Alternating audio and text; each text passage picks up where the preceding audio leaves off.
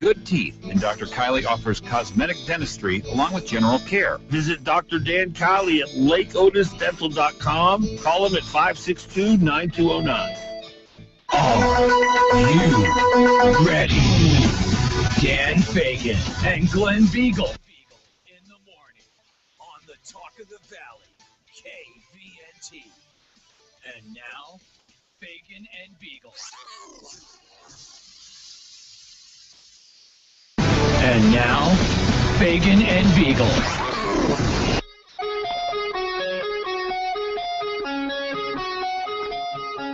Well, good morning and welcome on this Thursday morning. What did we do? 3 shows already this week? That is crazy. Somebody who looked like you did. What's that? Somebody who looked like you did. I was putting my socks on this morning. You ever wear socks, Glenn? I'm a big sock person. I love socks, and I'm putting my socks on this morning. I'm thinking, is today Tuesday? Maybe it's Wednesday. It can't be Thursday. Having so much fun. And I suspended my sock putting on time, and I walked over to my cell phone. I looked, and sure enough, there was a Thursday on there below the date. It was that big of a question in your mind? It was that big a deal. Wow. Time flies when you're having fun. Well, this is a big show. This is a really big show. We got a lot to talk about today. And I'm telling you, folks, there is a scandal brewing, and it has yet to hit the mainstream media, but it will. And it's going to, I haven't decided when it will, but it will. And it is this collaboration between the Unity Ticket and Alice Rogoff. And we'll talk more about that today. And it's just amazing to me what's going on. But I'm gonna hold that for a minute. We got a lot of other stuff today to talk about. We've got one of the chaplains who was involved in the National Guard deal coming on. Also, Jay Pullins, who's the governor's special assistant on the National Guard. He's the guy who was recently appointed. He'll be here today, too. So anyway, those folks are coming up. Of course, the big story is Sarah Palin endorsing Bill Walker. And we're going to get into that, and there's something amazing about that. Just that it's going to be like, remember show and tell?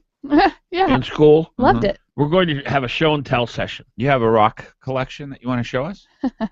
No. Nothing like that? I've never collected anything. Really? Yeah. But the big lead story of the day is Brian and his experience at McDonald's. Oh. You know, Dennis Prager boy. Dennis Prager, talk show host, columnist, media personality, pundit. Dennis Prager, I didn't even say what the show is. It's the Dan Fagan, Glen Biegel, Bonnie Cameron show. We're on KOAN, KVNT. See, I'm so excited about the show, I'm skipping steps. Our phone number 569-1080. By the way, wasn't there like an emptiness in the room when Bonnie left at 8:30 yesterday? I totally noticed. It's like the life was sucked out of the show. Oh, that's what I was hoping for. Yeah. Yeah. And Dan and I immediately started to argue as soon as you left. Did we really? No, Les Garrett. Oh, and the Les Garrett thing, we're going to play that clip, too. Oh, are we? It's just like 45 seconds. Up. We made, Les Garrett was absolutely speechless. Did you He hear was it? like, So you heard it. Yes. Wasn't that unbelievable? Yeah. What? I mean, you talk about it caught in the Yeah, deer in the headlights. with hypocrisy. Yeah. I mean, you just couldn't be more Hypocritical. Thank you, Glenn. Welcome. All right, so Dennis Prager says this is the stupidest generation. Well, that's not a nice thing to say. Well, it's not. And you're coming in cold off of it. What are you talking about? My thing is that the public school system, because it is built on a foundation of sand, meaning that there is no accountability, there's no motivation to pursue excellence. Competition has been sucked out of the system. So we're literally just teaching kids to memorize facts and then take tests, pass them, and then move on. Mm-hmm. That's how we educate our kids today. Google whatever you don't know. In a couple of 3 years after you take the class, all that stuff's gone. Yeah. And you don't have to take tests anymore. I don't need to memorize. So I believe that we have an entire generation of people of young people who do not know how to think on their feet. Critically. Who are not critical thinkers. Mm-hmm. They do what they're told. When they hear something, they just, okay, I believe that. That's what I'll, Yeah. They're sheep. They're not deep believers. And I'm not talking about in a higher power. I'm just talking about in themselves, in a movement, in the country, in freedom, in liberty. They're just not deep believers. How else do you explain the rise of a Barack Obama? You have to literally not be a critical thinker to accept his. He had columns at his main speech. Yeah. Okay. Amazing. Greek columns. Right. Please. So Brian, our friend, producer, and extraordinary. This is going to have something to do with McDonald's, which is exciting. It is. And by the way, Nilo was off today, and I'm literally We have problems. have 4 pieces of ice in this glass. Nilo. It should be like Newman. Hello. No, I'm not going to do it until mid-May. But the next time they don't fill my glass of ice, I'm going to pick at McDonald's for a day. Then yesterday you complained because there was too much. Well, that's a different When story. you pick at McDonald's, will you drive around them in your BMW Well, I'm not gonna get with a out. sign? I'm going to get out. Are you going to go inside and order food, though, during your picket? I may grab a burger over there. You know, I mean, why not get a Big Mac? I mean, you might get This hungry. is going to be really effective, I think. So Brian is a regular customer. You wanted Not regular. what did you order? I just ordered a biscuit, egg, and cheese meal, And which McDonald's was this? It was, I don't know, 36th? Yep. I Oh. mean, I do know. I was a 36. 36 in Old Seward. Oh, okay. I don't think I've ever been to that one. I don't really go to McDonald's other than this one to get my tea. But so you go and you get a biscuit and you have like a hash brown. Yeah, it comes with a hash brown, a biscuit, and they offer you coffee or orange juice. Oh, that's part of the meal. Yeah. And then did you want coffee or orange juice? No, I already picked up coffee. Okay. and So what did you want? I just wanted a glass of water. Okay. And so what did the attendee say to you in response to your query? He's like, oh, well, yeah, okay, well, you have to get coffee or tea, or coffee or orange juice. And I'm like, So he seemed a little confused. yeah. Then he's like, then he tried to take it off of a meal because I only wanted water, and it ended up being like more money somehow Right. than if I would have just got a glass of water. And I said, Right. if I give you $1 for a soda, can I get a soda? Yeah. He goes, yeah. I go, instead of soda, can I get water? Can you put water in the soda cup? He was Is so what you asked. confused. But yeah. you asked him. You said, "Can I have a soda cup?" Right? You wanted the soda. Yeah, I'll pay you $1. And then he agreed to that. Yeah. He stipulated to that during your harsh negotiations. Yeah. Then at that I point, know. you said, "Okay, now could you just instead of putting Dr. Pepper in there, Yeah. could you put H2O?" Right.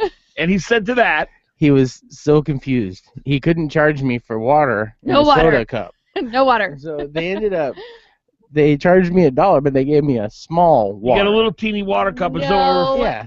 And they did charged you not. For $1, I could have got a large Coke, Now, Glenn, that's but I what can only get a small water. I don't think in 1958 that would have happened.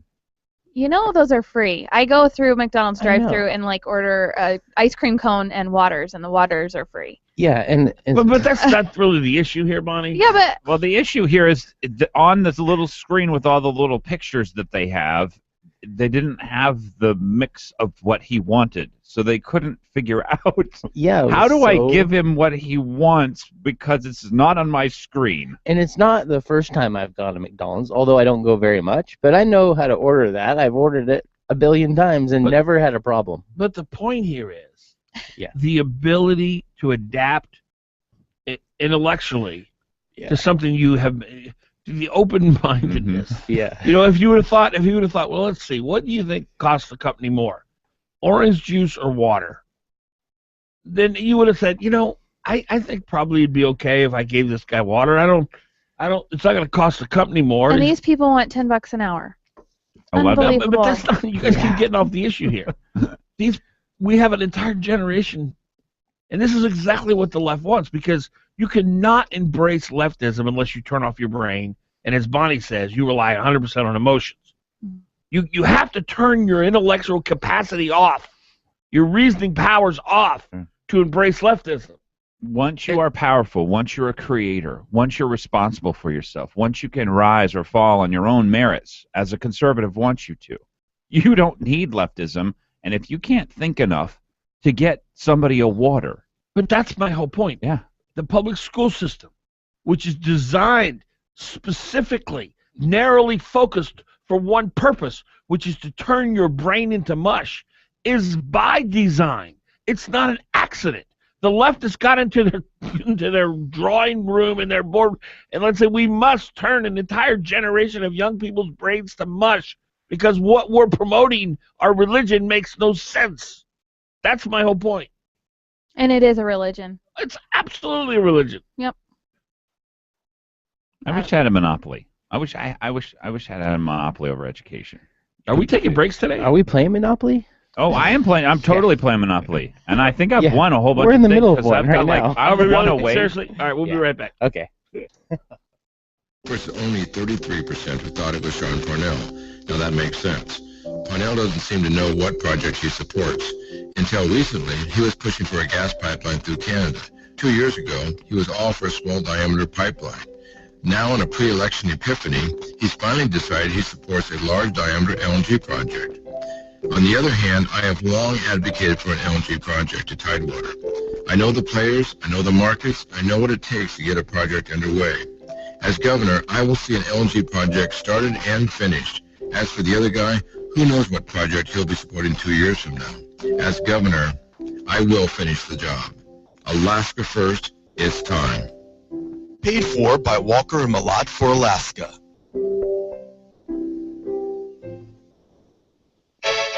Thanks for listening to this. Alsco American Linen reminds you that a chain is only as strong as its weakest link. Feeding America reports that there are nearly 13 million U.S. children living in poverty, and the weak link that represents America's poor knows no ethnic boundaries. Over 40% of food bank recipients are white, 38% are black, and 17% are Latino or Hispanic. Also, there are over 52 million working poor in this country, people who work full-time jobs but can't meet basic expenses. Helping those in need only strengthens the chain of American society. Alsco American Linen says this holiday season, please give wisely, give generously, and give food, clothing, time, or money. Together, we can make the holidays a little more special for everyone. This total broadcasting message is from Alsco American Linen. They've been a leader in the linen supply industry since 1889 and a fixture in Anchorage for more than 20 years. That's Alsco American Linen on West Fireweed in Anchorage. I say that you and I are extraordinarily lucky to live in Alaska, where we can eat the finest, freshest seafood in the world. There are so many favorites available, but what's the absolute best of Alaska seafood? Well, your mileage may vary, but for me, the best of Alaska is that incredible giant king crab. Talk about your sweet and juicy. Listen, right now, Nusaga and City Market have a terrific special on fresh frozen Alaska Golden King crab clusters. Just $17.99 a pound. You will love it. Golden King crab clusters, legs and claws only, just $17.99 a pound. Come and get it, Nusaga and City Market. Another great delicacy, Sagaya's own personal handmade poke. Just like the very best from the islands, fresh poke, just $9.99 a pound, New Sagayan City Market. A great special in the butcher shops at New Sagayan City Market, butcher-trimmed, boneless chicken breast, perfect for the barbecue, just $3.99 a pound. And you can fill your gunny sack, sweet and tasty pomegranates, get 2 for $6. Don't throw away the seeds or there's not much left to eat. New Sagayan Midtown, City Market, 13th and 9. Hot Talk KOAN, man. You're on with Fagan and Biegel.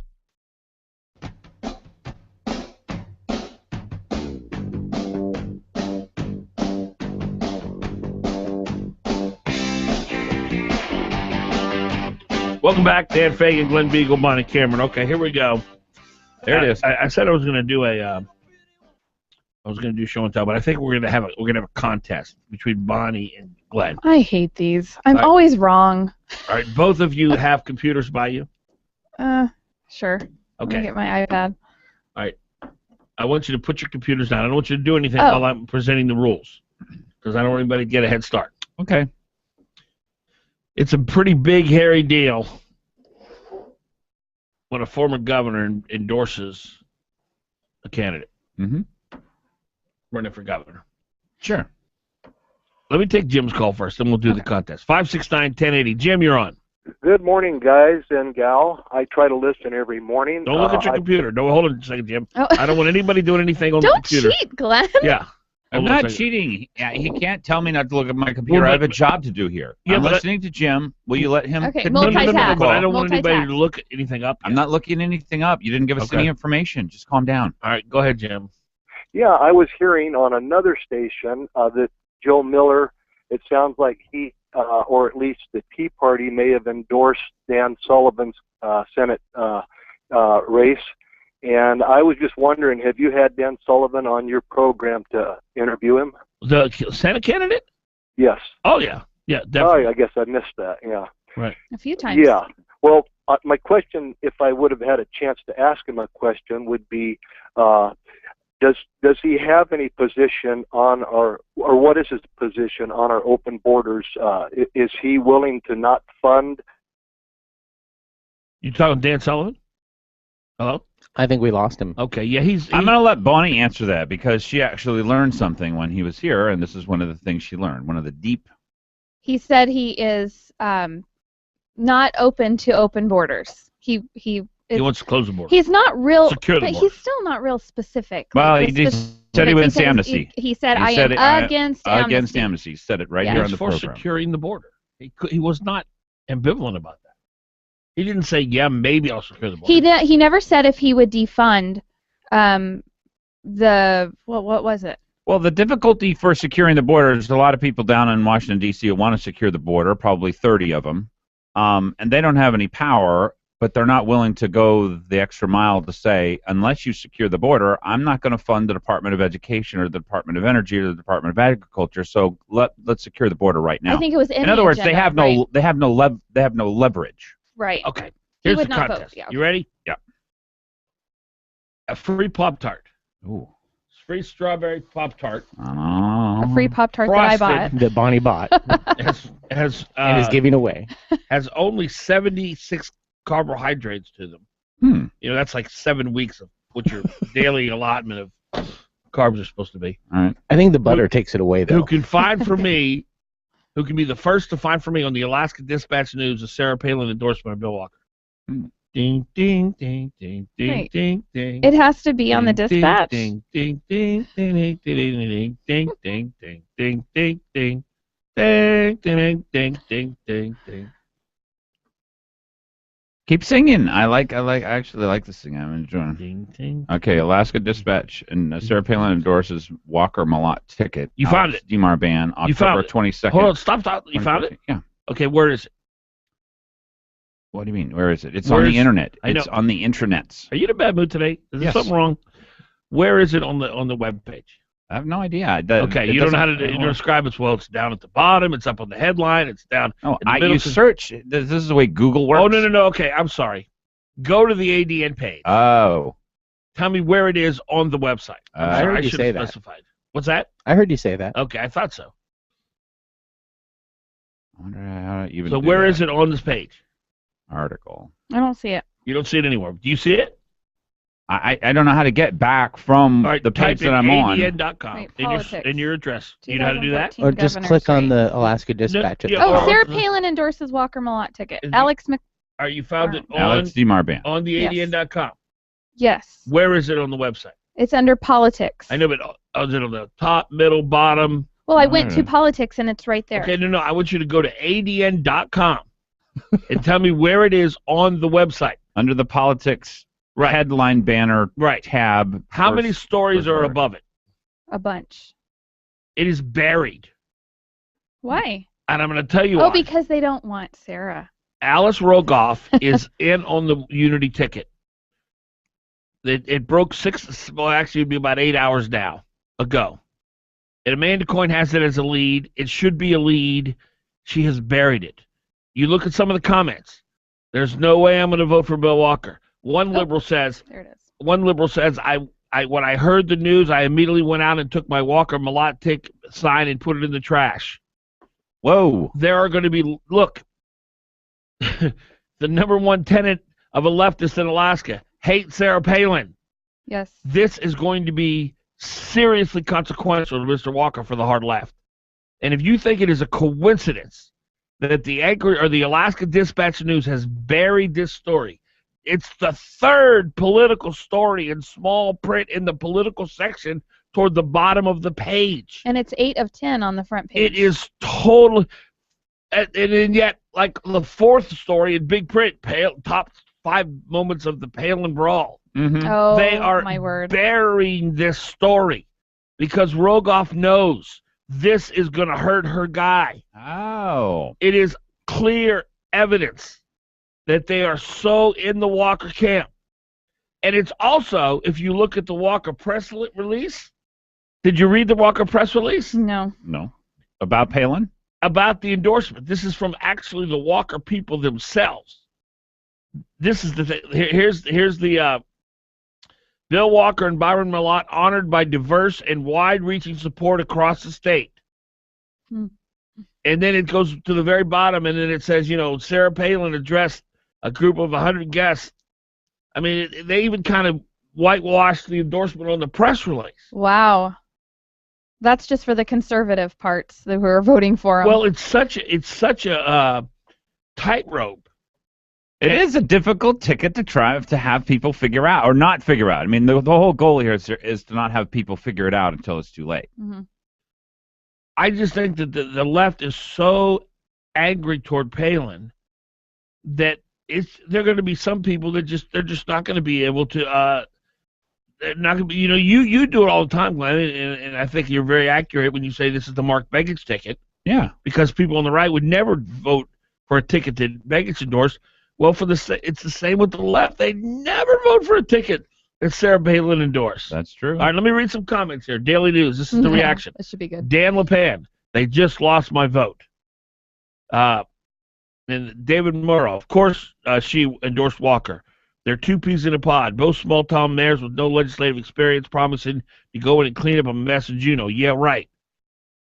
Val, our good friend Val. We all know Val.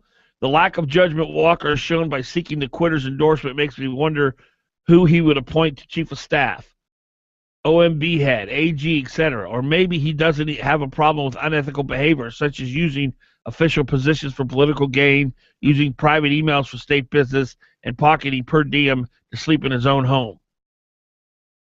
John Bean, I was pretty sure her endorsements were the kiss of death. I hope I'm wrong. Even Palin knows Parnell's a failure. Michael, Sarah Palin's an idiot. Jeremy, was she in Arizona when she made the endorsement? Let me see here. There was here was Denise. That just shows to go what a turncoat she is. And they see here. By the way, I'm telling you, this column I'm working on Alice Rogoff is just going to absolutely blow your mind. I have been told by several people that the Dispatch is now pretty much banning people and removing comments. There was a comment on here when I got up and read this about 4 a.m. that said I just took my Walker Millott sign and threw it in the trash when I heard about it. That comment is now gone. What? I don't see it anywhere. I should have done a snapshot. I mean, I'm telling you, these people, they are so in the tank for Bill Walker. I should have snapshotted it. Yeah, I should have taken my cell phone. Now, the person could have taken it down themselves or no. Well, they could have, I suppose. If you take, I don't know whether I doubt they would. That's a pretty good comment. Here's what I was told, who's from a person who's a political insider, and this person is trying to contact the 3 people that this has happened to, but there are 3 people who, and by the way, the Alaska Dispatch has a system where that they will ban you, and your post will remain only on your account. You'll see it. So you won't know that they banned you. Oh. Yeah. What? Yeah. Pretty sneaky, huh? Wow. So you won't even know you're banned. But there are 3 people who figured out, and they were big critics of Walker, that they were banned because they called their friends and say, hey, look at my comment. Yes. And it's gone. Well, no, it is. I see it. No, I don't see it anywhere.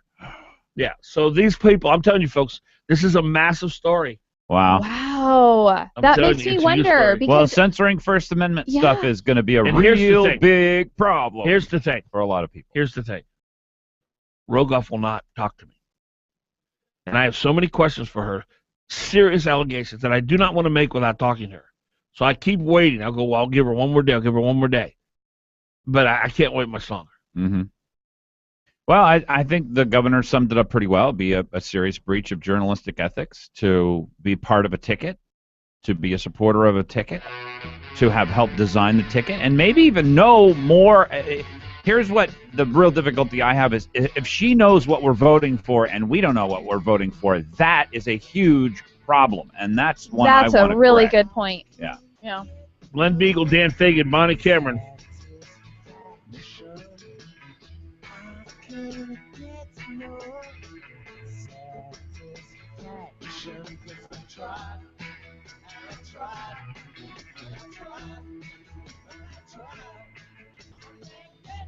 Your Hot Talk News Update. Partial sunshine for today, high 36. Cloudy and cold tonight, low 23. For tomorrow, clouds and sunshine, high on Friday, 35. Tomorrow night, low 24. Sun and clouds on Saturday, high 35. And for Sunday, plenty of sun, high 33. Hot Talk, breaking news, and the latest weather. KOAN 95.1 FM and 1080 AM. I say that you and I are extraordinarily lucky to live in Alaska, where we can eat the finest, freshest seafood in the world. There are so many favorites available, but what's the absolute best of Alaska seafood? Well, your mileage may vary, but for me, the best of Alaska is that incredible giant king crab. Talk about your sweet and juicy. Listen, right now, Nusaga and City Market have a terrific special on fresh frozen Alaska Golden King crab clusters. Just $17.99 a pound. You will love it. Golden King crab clusters, legs and claws only, just $17.99 a pound. Come and get it, Nusaga and City Market. Another great delicacy, Sagaya's own personal handmade poke.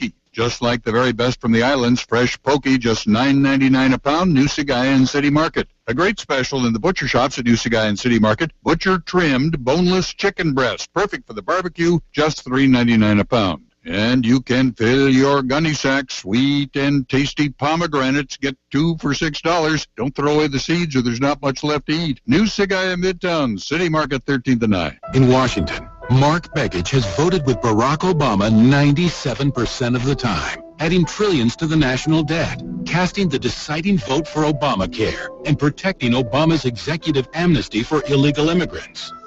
Alaska needs a senator who will fight back against Obama's agenda. As our Attorney General, Dan Sullivan sued to stop Obamacare and defended our Second Amendment rights. As Alaska's DNR Commissioner, Sullivan stood down Obama's EPA, unleashed new energy production, and created Alaskan jobs. Now Sullivan is running for the U.S. Senate to stop the Washington big spenders from bankrupting America. Sullivan will cut wasteful spending and support a balanced budget amendment. And Dan Sullivan is pro-life. He'll protect life while fighting to repeal Obamacare. Dan Sullivan. Strong leadership for Alaska. I'm Dan Sullivan. I'm running for the U.S. Senate, and I approve this message. Paid for by Sullivan for U.S. Senate. There's a lot of so-called experts out there claiming to have the key to success in business for a price. Are you ready for real business advice you can trust without a fee? Then don't miss Getting Down to Business with David Weatherholt. Advice from people in the know. Technology, finance, taxes, and more. Business people helping business people take their skills and services to the next level. Getting Down to Business with David Weatherholt. Saturday from 8 to 10 a.m. on Hot Talk, KOAN, 95.1 FM and 1080 a.m. Alaska's Energy, America's Values, paid for and is responsible for the content of this advertising. Not authorized by any candidate or candidates committee. EnergyandValues.com. Mark Begich is unbelievable. Washington thinks it knows what's best for Alaska, and that's what I'm fighting against every day. Fighting? Begich voted for all Obama's appointments, like Sally Jewell as Secretary of the Interior. Jewell immediately said no to exploration in Anwar and no to a King Cove road. Begich didn't fight Washington. He rolled over, like he rolled over for Obamacare. Now Begich is trying to duck and hide on Obamacare, on oil taxes, on cap and trade, on the IRS scandal, even on Anwar. How can you deliver Anwar, Mark, when Harry Reid says a Democrat-controlled Senate will never allow an Anwar vote? Alaskans can't trust a thing Begich says. It's time to replace Malarkey Mark with U.S. Senator Dan Sullivan. Here's my good friend, Keith Monchenock. Automotive repairs can be frustrating. Let me help. Call 349-1637. I have been in business for nearly 20 years at the same location. Specialty Truck and Auto is in South Anchorage behind the Long Branch Saloon where Diamond becomes Abbott. I have 6 ASE certified technicians working from 7 a.m. until 6 p.m. Monday through Friday. I have a voucher for any of the 6 Alaska Laser Wash locations for each customer. If you schedule ahead and need a ride when you drop your vehicle off, I may be able to help. Call Specialty Truck and Auto, 349-1637. You're on with Fagan and Biegel on Hot Talk KOAN.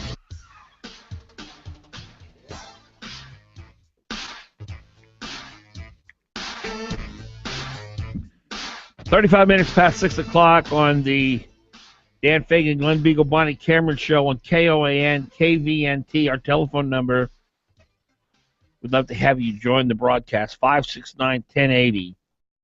569-1080. Let's go to Todd. Todd, you're on. Morning. Morning. This is not my my primary comment, but I just wanted to let you know there are public school teachers out there who are encouraging critical thinking in the classroom. So not everyone is. Well, I suppose that was kind of a blanket statement. Well, my thought was, Todd, that the public school system as a general rule, because it's not a system that's set up with the ability, with a reward system that rewards excellence for the teachers, that basically kids for the most part are being taught to memorize and take tests and not to think for themselves, not to think critically, not to think outside of the box, not to question, just kind of, oh, okay, that's what I'm supposed to memorize. Where do I write down the answer? Right. Yeah, and I agree, and I don't think there will be any permanent solution to that until there's more competition in education. But good news is part of our new evaluation process is that we would use more critical thinking instruction in the classroom. But good. My primary comment was that this endorsement proves to me that Sarah hates oil companies more than she values life, more than she values economic freedom, and more than she values what I would consider conservative values. I mean, you cannot team up with Democrats and promise Hollis French something without destroying life and destroying economic freedom. Todd, what do you think the impact will be on those on the left who, they just honestly cannot stand her? Do you think this will end up costing Walker votes in the end? I think the intelligent left realize their only chance of getting anything they want is this unity ticket. They're willing to even get into bed with Sarah Palin, figuratively speaking. They are more likely to do that than conservatives are. Interesting. And do you think this will win any conservative votes for Walker?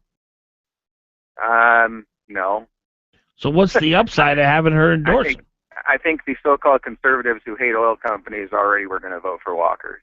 So what's the upside of taking such she's got some pretty high disapproval ratings here in the state. What's the upside of this endorsement for Walker? Think it's maybe PAC money? I think they might have thought that it was going to help them with the conservatives, but I think that, like I said, I think those who don't like oil companies and who aren't real conservatives, that they are going to vote for Walker anyway.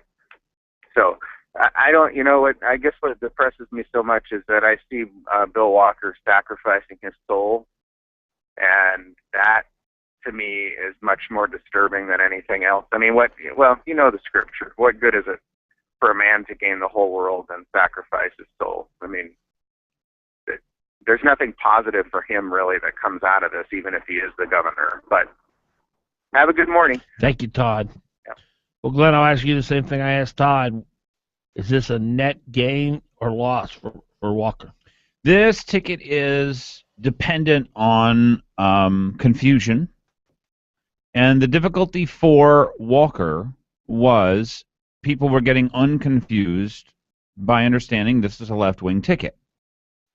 Because Begich has his arm around it. Vince Beltrami was the instigator of it, right? He dropped almost every single one of his positions that was conservative in any way, sort of telegraphing, hey, by the way, no on social issues, no on equality for access to our resources. I don't know whether I'm going to keep suing the oil companies. I mean, so essentially, for these unity tickets, a key component, and maybe the key component, which is why I'm so dedicated to try and demystifying this ticket. I really do want people to know who they're voting for. I don't care if you vote for A or you vote for B, as long as you know what you're voting for. That's the most important thing. You don't want people to be fooled. I want, if Alice Rogoff knows what they're going to get after he becomes governor, then I want to know that too. She doesn't have any more right. She's Alice Rogoff, publisher of the she's Dispatch. no more of a citizen than I am, and you are, whoever's listening to this, to know what this ticket means to us than you are. You have every right. You have just as much right as she does. Now, she happens to be rich and powerful, and we she should helped say design this that ticket. it's our understanding that Rogoff was in on at least one of the meetings when this formation of this ticket came about. And the negotiations for... But we don't know that she was in on negotiations, but Yeah. we know that the idea of the ticket and the formation of it, she was in on at least one meeting. She could have been on more. She might have been an arbitrator helping negotiations. Who knows? Yeah, but we she don't knows she's behind the ticket, and that's obvious about her coverage. But we also know for a fact that she was in on it. I also learned, I don't think I told either one of you this, and again, I'm writing this column. I've been working on it for about 4 days now.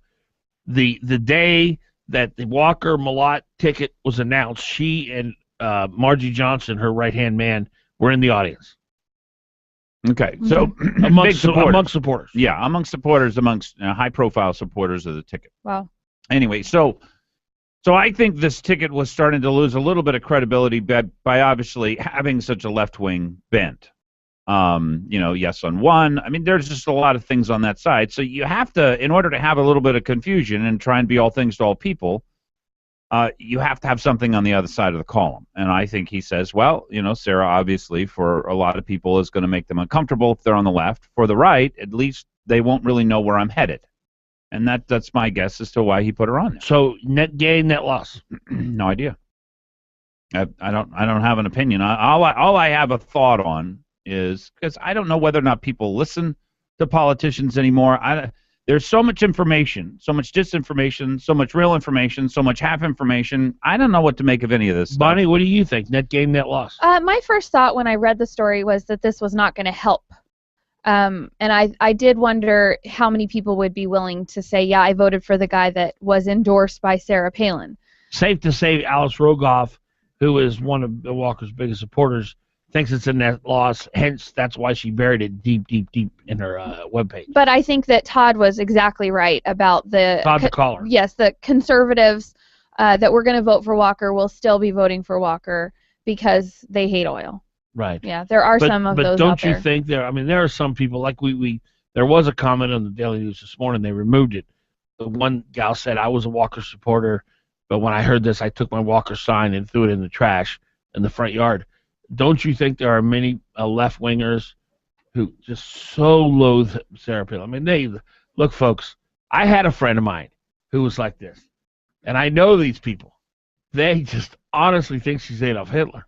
Yeah, Shannon Moore is definitely hanging her head, just shaking. But, yeah, but she's got baggage on her side. Yeah. I mean, honestly, but you don't think some left-wingers are going to go, okay, this is enough. It's bad enough he's pro-life and he's anti-women. I can't go with a Palin recommendation. Yeah. They hate Palin so bad. Just the fact that if she endorses him and he loses, it'll make her look bad. That's enough motivation for them not to vote for him. The question is, will they stay home and not vote for Mark Begich, too? No. No, that won't happen. Yeah. Well, if the Daily News didn't bury the story, it would allow people to see it. You'd see a lot more comments, and you'd see a lot more. And they, of course, are taking comments off that are anti-Walker now anyway. But, yeah, it's I think it's my opinion, it's a deal killer. He will not win now. That's my opinion. Wow. Yeah. 644, Fagan Biegel Money. Wow. Yeah. 644, Fagan Biegel Money.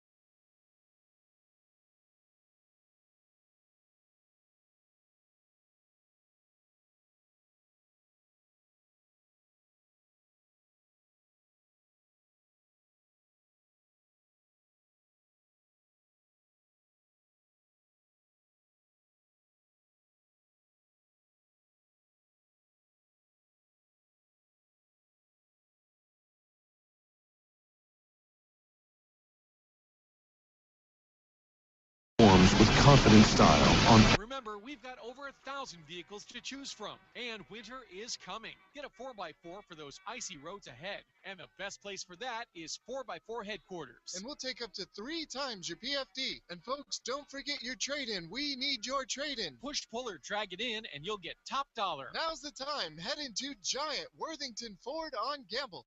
03-2500, Q15878, 08 Expedition, Q1688, 2012 Camry, Q1491, 07 Explorer, Q1111. Unapproved credit, subject to prior sale. See dealer for details. Pins 10/23/2014. There's more terrible news coming out of the Parnell administration. We know that Parnell stalled an investigation about sexual abuse in the Alaska National Guard for 4 years.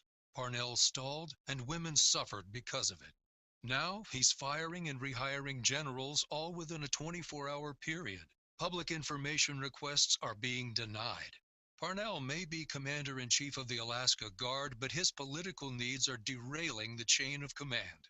It's the troubling pattern of the Parnell administration. Powerful interests receive attention, but ordinary Alaskans are not getting the attention they deserve. The more we learn about Parnell's inaction, the more troubling it becomes. It's time for a change. Paid for by Alaskans for Walker Malott. This notice to voters is required by Alaska law. We certify that this ad is not authorized, paid for, or approved by the candidate. Top 3 contributors are Alaska AFL-CIO, Barney Gottstein, and Robin Brennan. When you've got the best ingredients, the pizza comes out right. That's just what we're cooking for every appetite. Experience the flavor, call us right away. 24/7, it's a pizza party day. October is National Pizza Month. Just hearing the word pizza brings a smile to almost everyone's face. And Sicily's Pizza wants to make you smile 5 times as big with their National Pizza Month special. Get as many as 5 medium 2-topping pizzas for only $9.99 each. Whatever style you like. For fast delivery, call 333-8000 and order the Sicily's National Pizza Month special. 333-8000 or order online at sicilyspizza.com. Best ingredients, best pizza, Sicily's. Just call Sicily's Pizza. 333-8000. Get closer to your beer. Brought to you by the Odom Corporation. Always drink responsibly. You're on with Fagan and Biegel in the morning. Give them a call, 569-1080. KOAN.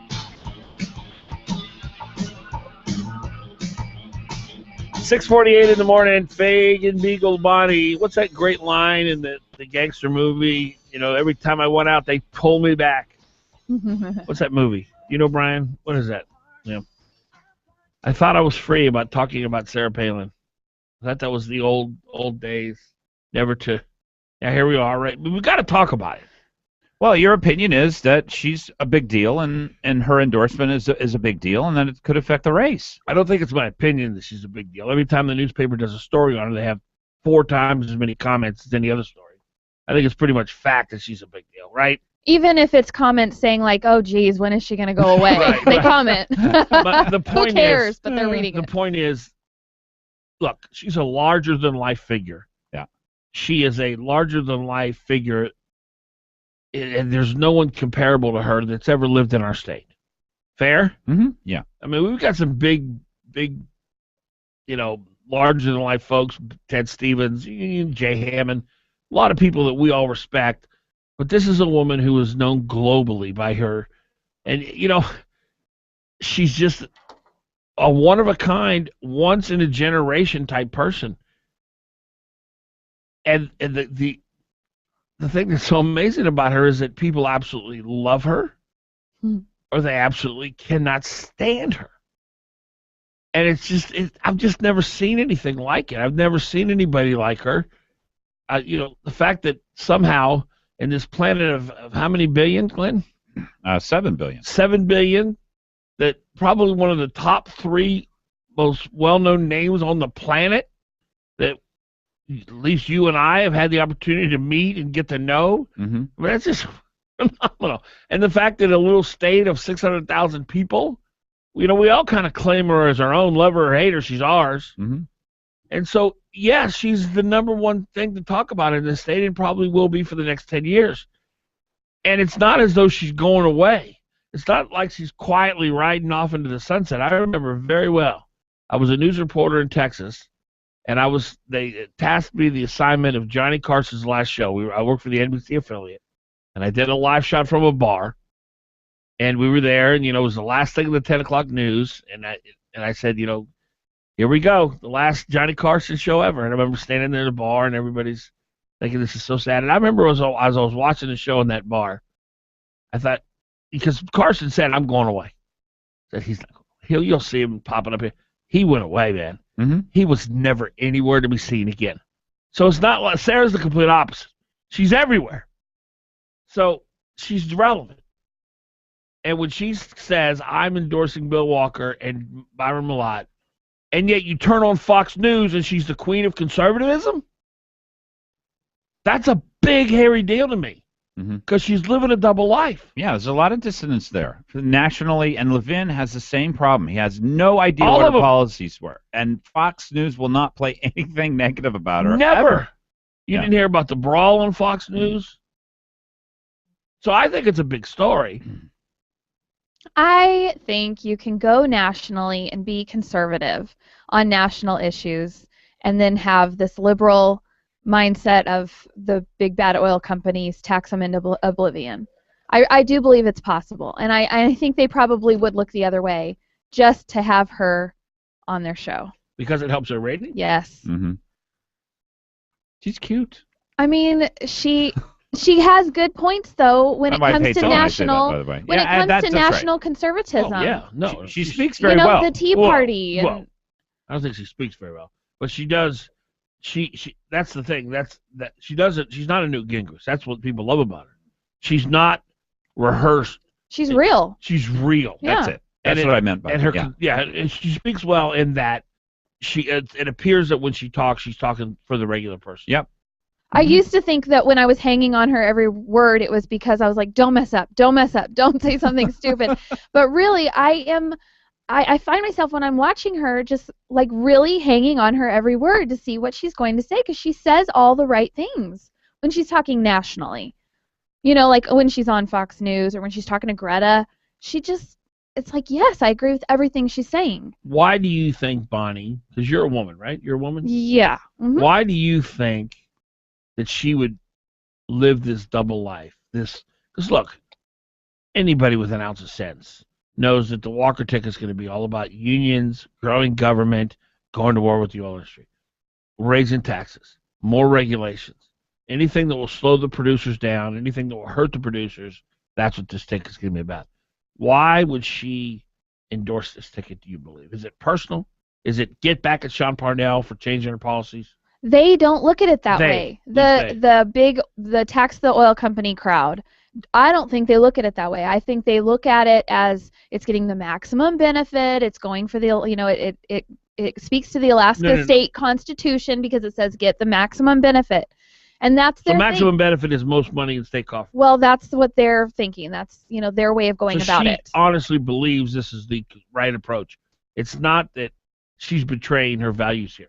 I don't think so. I think they really truthfully believe that that's what it means in the state constitution for maximum benefit. More state coffer money. Yeah. In the fewer jobs. Fewer jobs. Because, we just found out Senate Bill 21 actually gave us more money in state coffers. But see, most people don't know that. Prices. Most people don't know that. Yeah, well, you know what? But we're finding it. It's being What do you think proven. if we were to hook Sarah Palin up to a lie detector test and we were to say to her, Governor, SB 21 gives us more money in the coffers now than yours did. Why would you want to go back to your plan? What do you think she'd say if she was injected with true serum? I think she'll never go away from what she's she's promoted. I think she would explode. But she has to be honest. Her head would just pop off. Boom! No, seriously. That would be like, the immovable, irresistible force in the immovable object. No, at that point. I think she would pass it with flying colors because she really believes what she says. No, but she knows. Here is what Dan's saying. We stipulate this tax law, Senate Bill 21, as Byron Malott has even said, gets us more money at current oil prices. Do you think that it's the right policy now? What would she say? I think she'd still stick by it. I think her head would explode. That's what I think. That's my theory. Walker said, not yesterday, the day before yesterday, in a debate, that he thought ACES was a good idea. Yeah. And good policy. Wow. Even Gare, I think, admitted it wasn't. I mean, that's amazing. Well, Wait, Malat said that he thought it was good? Walker. Oh, Walker did. Aegea. Did I say ACES? Aegea. Yeah. Oh, okay. He thought Aegea was He good. thought Aegea was good? Yes. Nobody supports Aegea anymore. Yes. Is this on behalf of Sarah? You know what? It was 2 days ago when he said that he thought Aegea was She good. endorses yesterday. That has got to Bingo. be a tie because nobody believes Aegea was a good idea. It wasted 6 or 7 years. It's It wasted kinda like- $500 million. That's like Joe Miller saying, Thank you. saying Wait that a she's minute. his, what did he say? It's funny because denial is such an amazing thing. I have spent 70 to 80% of my life in denial over things. So I know what I speak of. And I love the way you describe it, her head exploding. Because there's nothing like when Bonnie used to say, I believe Joe Miller is going to, win this primary. I just believe it. She was in so much denial. Now you have since come I to would the not have real- taken a lie detector test at that point. Aha. But it is amazing to me to see when people go into denial. And so I don't sound judgmental here and accusatory. I have been in denial over many things myself. And I know how stubborn I can get. So that moment, that split second when the realization of the thing you've been denying is actually true, that's a fascinating moment for me. Yeah. She's just hoping oil prices will go way up. I don't know. So she'll be proved right. That is fascinating that he would come out in support of Aegea because I don't think he's ever been in support of Aegea. Oh, he has. Anything. Look, Glenn, the backbone crowd, anything that cuts the producers down in the knees, therefore. It doesn't matter if it's good policy. It doesn't matter if it puts more money in the state coffers. Anything that can cause them to slow down their progress of getting more oil and gas to market, therefore. That's the backbone crowd. This is the problem I have is Aegea wasted 7 years. That's what it did. Nobody disputes that. Everybody understands Aegea had one effect. It wasted $500 million, and it wasted 7 years of our lives waiting for this pipeline, which I told people 7 years ago, and Sarah Palin even denied that it should go through Canada, was never going to happen. The First Peoples were not going to let our pipeline go through their country. Well, and during the presidential, the whole campaign in 2008, she was making it sound like it was already in the process. Oh, yeah, I know. Do you remember that? We already have a pipeline. Yeah. Oh, my gosh. I don't even know. I was like, we do? Wow. 6:58. Fagan Biegel Bonnie.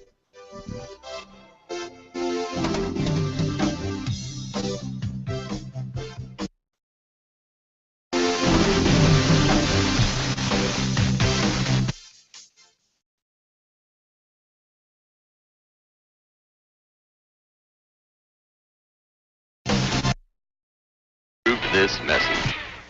These negative ads are everywhere. Yeah, I stopped listening and did my own. Have already taken advantage of this money-saving program, but there are so many more of you who could be saving hundreds of dollars every month on your mortgage. And Quicken Loans is here to help you save your money. The home loan experts at Quicken Loans fully understand the HARP guidelines. If you weren't HARP eligible in the past, new guidelines could mean that now you are. Give us a call and we'll give you a Quicken Loans mortgage review. It's simple and easy. And for 4 years in a row now, J.D. Power has ranked Quicken Loans highest in the nation in customer satisfaction for primary mortgage origination. Call 800-QUICKEN. That's 800-QUICKEN. Or go to QuickenLoans.com for a mortgage experience that's engineered to amaze. For J.D. Power award information, visit jdpower.com. Payment example excludes taxes and insurance costs. For cost information, equal housing lender license in all 50 states. NMLS number 3030. The Talk of the Valley, 1020 AM, KVNT, Eagle River, and retranslated at 92.5 FM on K223BJ, Eagle River.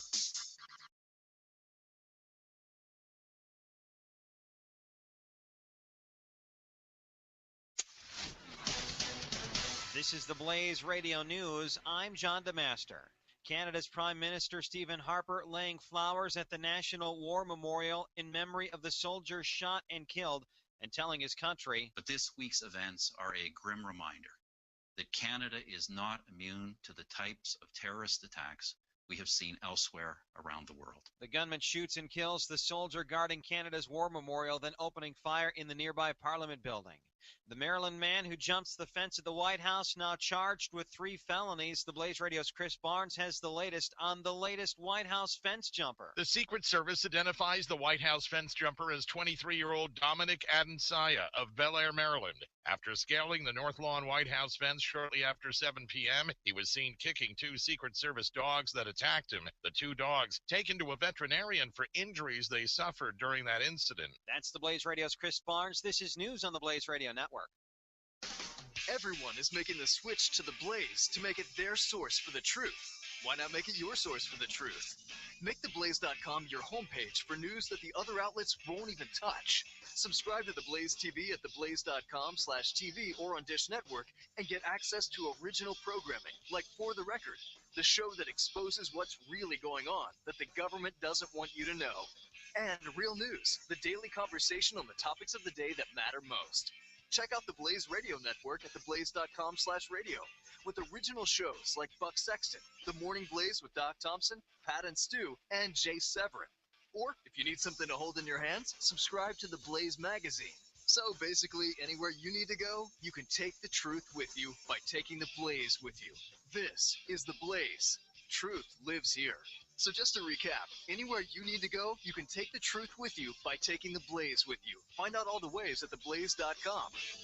CNN's Anderson Cooper tells a reporter he won't take a picture with him at the war memorial where a soldier had been shot and killed. I will not take a photo with you. Being rejected didn't sit well with the Sun News contributor. He takes video of the conversation with Cooper, puts it online before heading to Twitter to go after the anchor, accusing him of exploiting the tragedy by flying to Ottawa from New York City. Cooper fires back at the reporter, Vanden Jean, saying it's rude to ask for a selfie near where a soldier was killed, adding it was completely inappropriate. The reporter later removing his tweets and the original YouTube video of the whole thing, but we've got it at theblaze.com. Ebola czar Ron Klein now officially on the job, and the plan to build an anti-Ebola network. The Blaze Radio's Greg Moore explains. A network of about 20 hospitals being set up as the U.S. continues to prepare for more potential Ebola cases. The Health and Human Services Department saying that crews are moving quickly to establish a tiered and regionalized approach to treating the disease. The goal is to have an Ebola-ready hospital no more than a 6 or 8 hour ambulance ride away. The federal government hoping that having such a network in place will shift the burden away from medical facilities who are less prepared to treat the potentially fatal disease. The midterms just days away, and polls show Americans are concerned. And the concern among voters today is the government's inability to deal with crisis and a huge sense of disorder. Conservative columnist Charles Krauthammer. Do you have the feeling the U.S. That things in the U.S. are out of control? And the number who said yes was 64%, 2/3 of the population. That's a pretty high number. That's even higher than the wrong track, right track. With wrong track, you could say, well, it's a bunch of policies which are in principle reversible, but out of control is sort of a different level of disorder and anxiety. Krauthammer, a guest on Fox News. In a world where right versus left, zealot versus dogmatic, pipelines versus pipe dreams, one man steps into the gauntlet of rhetoric with flags of truth, justice, and honor. The Tom Anderson Show. Monday through Friday, 4 to 6 p.m. on KVNT 92.5 FM and 1020 AM. The Valley's only rush hour news and political forum. Are you ready to rumble? Tune in to the Tom Anderson Show on KVNT. The highway, a strip of asphalt to carry you between points A and B. But in an all-new 2015 Mercedes-Benz GLA, there is no point B. Because when you're driving a GLA from Mercedes-Benz, you're not concerned with the destination, only the adventure. With off-road transmission mode and a sleek design, this SUV performs with confident style on any terrain. And no matter where your adventure takes you, the all-new GLA's sporty, expressive styling fits in, yet stands out, complementing the many sides of you. Lease the 2015 GLA 250 4MATIC for $369 a month for 36 months with $3,889 due at signing. Available only to qualified customers exclusively through Mercedes-Benz Financial Services at participating dealers through October 31st, 2014. Call 1-800-FOR-Mercedes for offer details. Mercedes-Benz of Anchorage. The best or nothing. If you're ready for the movies, there's just one place to go. Check out weekdays.com. It's showtime. Movie times, previews, and more. Get tickets, win stuff. Lots of information to explore. Great restaurants. Now you'll know just where to go. Before and after every show. Check out weekdays.com. It's showtime. Fagan and Biegel, weekday mornings from 6 to 9 a.m. on the Talk of the Valley, KVNT.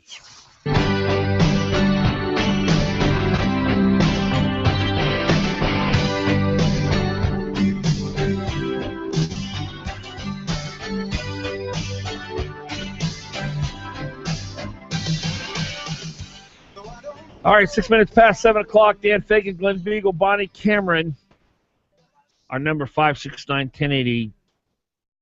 Sarah Palin has endorsed Bill Walker. Happened late last night. The Alaska Dispatch News with publisher Alice Rogoff, who has been involved with the Unity ticket and promoting it and been working behind the scenes to help promote it.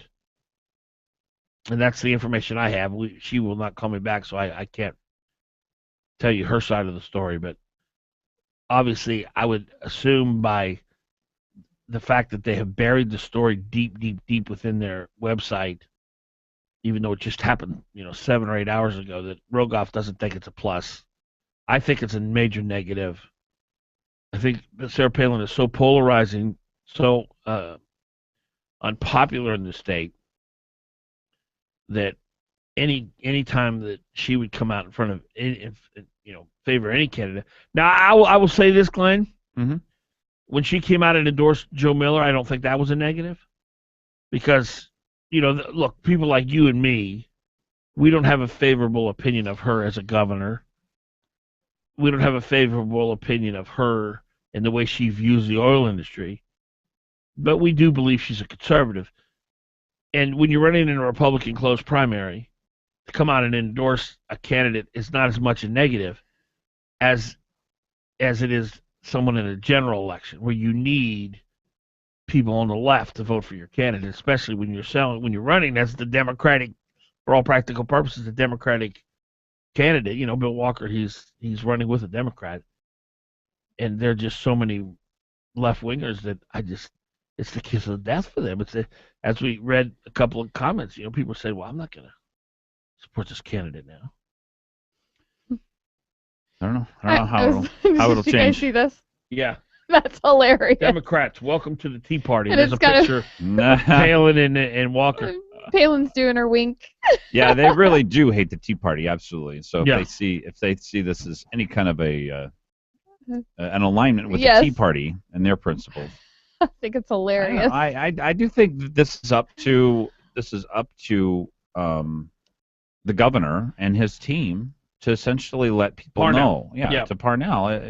If you've got Mark Begich, his arm around one side of the ticket, and Sarah Palin and her arm around the other side of the ticket. Yeah. First of all, I'm not sure where that's going to fly. Where this plane is flying to, but at least you should know what it is everybody's getting, because that's the part of this which I don't understand. Do you agree that the Begich nomination of Walker was more to help Begich himself, and it wasn't about helping Walker? I thought early on that Mark Begich thought he had this race in the bag. I think his internal polling and his people, because nobody really knew Dan Sullivan, and he really thought, look, this dude is not an Alaskan. He's got rich parents, and he, whatever the attacks were that he thought. I really thought that he thought people were the war on women and all that kind of stuff, that he had this in the bag, so he literally could do anything he wanted. So that was even run an ad accusing Sullivan of being pro-murder. Exactly. Yeah. That is the exact thing that I'm saying. That he literally he knew he was going to win, so he could say anything he wanted to at that point. I could not vehemently I disagree with you disagree. more. Listen, Do you think he made a mistake on that one? No, I think No. a year ago he knew had he no was chance. toast. Oh. I mean, a That year ago, I commercial. remember thinking that. I remember thinking there's no chance. It doesn't matter who runs against him, they win. I will present to you two pieces of evidence that will tell you that Mark Begich knew all along he was done. the commercial. That's a Hail Mary if I've ever seen one. You know what a Hail Mary is? Yeah. It's when the quarterback. You don't know what one is? I've heard it. It's like when you're down by 4 points. You need a touchdown. There's 20 seconds on the clock. You're back on your own 20-yard line. You take the ball and you throw it as far as you can, knowing somebody's going to catch it. You don't know who. You just need to get the ball in the end zone. It's a desperation move. That's what that commercial was. That's Exhibit A. Exhibit B is when Mark Begich called me. I had decided to come back to Alaska. 20 minutes later, my phone rings. Mm-hmm. It's Mark Begich. I hear you're coming back to Alaska. He was the first person on our show. He says to me, he talks to me for about a half hour about how wonderful Joe Miller is. Mm-hmm. And all he can say is, you're gonna probably support him, right? You think he's he knew his only prayer. That's why he spent $5 million trashing Sullivan, then Treadwell, then Sullivan, then Treadwell, then Sullivan, then Treadwell. He knew his only hope all along was Joe Miller. I disagree. I know you do. I think Joe was largely time, his only chance. Maybe at the time he thought that they can win. But Joe did run such a good campaign this last time. It would be, the polls right now would be Begich 63, Miller 37, if it was right now today with Miller as the nominee. Sorry, Bonnie. I hate to be the one to break it to you. Yeah. I should probably be more gentle as I break I'm going to be Sarah Palin. I'll never admit it. That I'll just ain't a river in Egypt, baby. No, I disagree. I think that late he's come to the realization that he's in trouble, and I don't think he's in trouble because of the reasons other people think he's in trouble. I think he's in trouble for two reasons. Number one, his president. Amnesty has come about late in this race, on all of the executive actions that this president is taking. People are like, we need some kind of a brake system on this runaway, wreck of a car that's going down. So what's the other one? The other one is Ted Stevens. If he had not gotten elected by getting Ted Stevens to be convicted, I think Mark Begich would have a much easier time with this race. Begich got Stevens convicted? That's the way people see it. I don't see it. Do you see it that way? I think he was in on it. Begich was. I don't know that he was in on it, but I'm just saying that people see. Are you a 9/11 conspirator? No. You got in because Ted Stevens got elected. You know who was the president? Got convicted. You know who the president was when Stevens got convicted? Yes, Bush. Who was the head of the Senate? So was Begich. No, I remember that so clearly, and I remember thinking, he knows what's going on here. Begich? Little small-town mayor? He wasn't a small-town mayor. I think they let him in on it. He was the mayor of Anchorage at the time. No, I think he knew he was. So anyway, it doesn't matter what he knows. We need your vote. We're not talking about the same thing here, Dan. What I'm saying is the reason Begich was going to have trouble is because people put these two things together. Nobody thinks Mark Begich got Ted Stevens convicted, that he was in on it. That's just crazy. How could he? How would a George Bush Department of Justice work in conjunction with a Democratic mayor to convict the U.S.? Can you explain to me? He was the 60th vote. He would be the 60th vote. He wasn't in the Senate I also think that they were in on Al Franken getting elected. Okay, wait a minute. They needed Who's the votes. they? The Democrats. Pelosi. It was George Bush was the president. Reid and Pelosi. George Bush was the president. It was his Department of Justice. See, this is making my point, and I would like to solidify my point when we come back so that everybody can understand. Pelosi ran the Department of Justice under George Bush? They're all corrupt. Oh my! See, she's joking now because she's been exposed for her ridiculous. Stay with us. Oh my! See, she's joking now because she's been exposed for her ridiculous. Stay with us.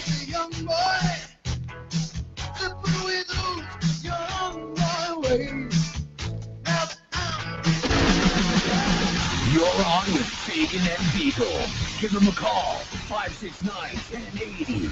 KOAN.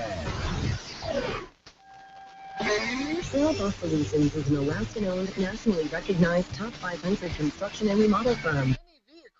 then you can make no payments until next year. Take a look. Here's a Ford Explorer for just $89.50 and a Ford Expedition for $99.50. Here's a Chevy 2500, only $99.50. And here's a Toyota Camry, just $13,900. Remember, we've got over 1,000 vehicles to choose from, and winter is coming. Get a 4x4 for those icy roads ahead. And the best place for that is 4x4 headquarters. And we'll take up to 3 times your PFD. And folks, don't forget your trade-in. We need your trade-in. Push, pull, or drag it in, and you'll get top dollar. Now's the time. Head into Giant Worthington Ford on Gamble. 03-2500, Q15878, 08 Expedition, Q1688, 2012 Camry, Q1491, 07 Explorer, Q1111. On approved credit, subject to prior sale. See dealer for details. Pins 10/23/2014. In Washington, Mark Begich has voted with Barack Obama 97% of the time, adding trillions to the national debt, casting the deciding vote for Obamacare, and protecting Obama's executive amnesty for illegal immigrants. Alaska needs a senator who will fight back against Obama's agenda. As our Attorney General, Dan Sullivan sued to stop Obamacare and defended our Second Amendment rights. As Alaska's DNR Commissioner, Sullivan stood down Obama's EPA, unleashed new energy production, and created Alaskan jobs. Now Sullivan is running for the U.S. Senate to stop the Washington big spenders from bankrupting America.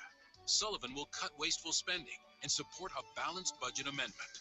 And Dan Sullivan is pro-life. He'll protect life while fighting to repeal Obamacare. Dan Sullivan, strong leadership for Alaska. I'm Dan Sullivan. I'm running for the U.S. Senate, and I approve this message. Paid for by Sullivan for U.S. Senate. When you've got the best ingredients, the pizza comes out right. That's just what we're cooking for every appetite. Experience the flavor, call us right away. 24/7, it's a pizza party day. October is National Pizza Month. Just hearing the word pizza brings a smile to almost everyone's face. And Sicily's Pizza wants to make you smile 5 times as big with their National Pizza Month special. Get as many as 5 medium 2-topping pizzas for only $9.99 each. Whatever style you like. For fast delivery, call 333-8000 and order the Sicily's National Pizza Month special.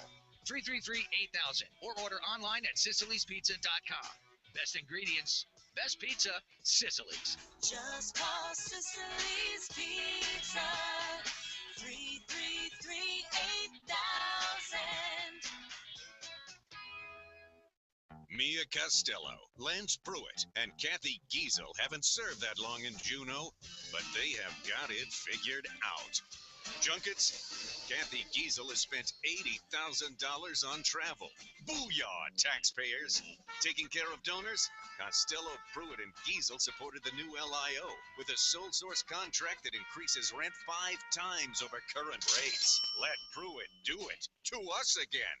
And having it both ways, Costello, Pruitt, and Giesel want to take money from your neighborhood schools and give it to private and religious ones instead. All the while saying they are pro-education. Sweet, huh? Yep, Costello, Pruitt, and Giesel have it figured out. Do you?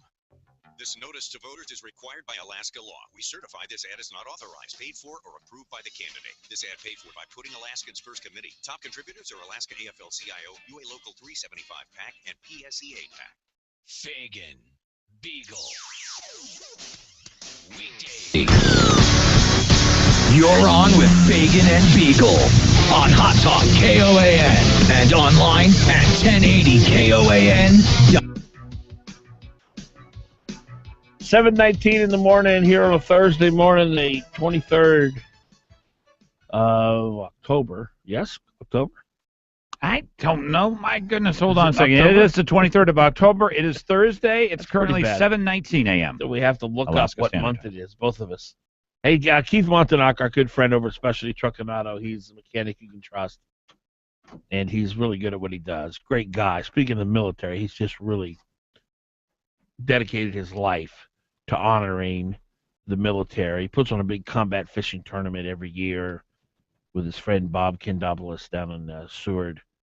And he's a great guy, and he's a great mechanic. If you need your vehicle worked on, give Keith a call. He's right across the street from the Long Branch Saloon off of Abbott. His number 349-1637. Keith Montanak, Specialty Truck and Auto. Happy to welcome here in the studio with us Lieutenant Colonel Rick Cook. He was a chaplain with the Alaska National Guard. Also, Jay Pullins, who was a special assistant to the governor. And you are now, what is your official title as it relates to the Guard, Jay? I'm a retired Air National Guard Lieutenant Colonel. Served in the Alaska National Guard for about 7 years and active duty Air Force for many years before that. But you've been brought in, and I know you're a special assistant, but your main assignment with the governor is what? DMVA, all the issues related to the DMVA stands for Department of Military and Veterans Affairs. Gotcha. Including the Alaska National Guard. Well, thank you both for coming in. I know there's a lot of misinformation. That's right. Out there regarding this story, and the media, it seems to me, they're just trying their darndest to keep this story alive, and in my personal opinion, try to beat the governor over the head with it. One of the things that I've heard that I've yet to get clarification on is what exactly can the governor do when it comes to removing National Guard or Alaska National Guard personnel? Mm-hmm. Well, who can he fire? Who can he? Particularly the top of the food chain. If he wants to tell them that your service is no longer needed here because I've lost faith and confidence in your leadership, he can do that. You're talking about the adjutant general. The adjutant general, yeah. Yes, and even some others in the How many of general officers. Well, so far there have been 3 general officers dismissed. Right, but how many can he dismiss? Well, he couldn't completely clean house.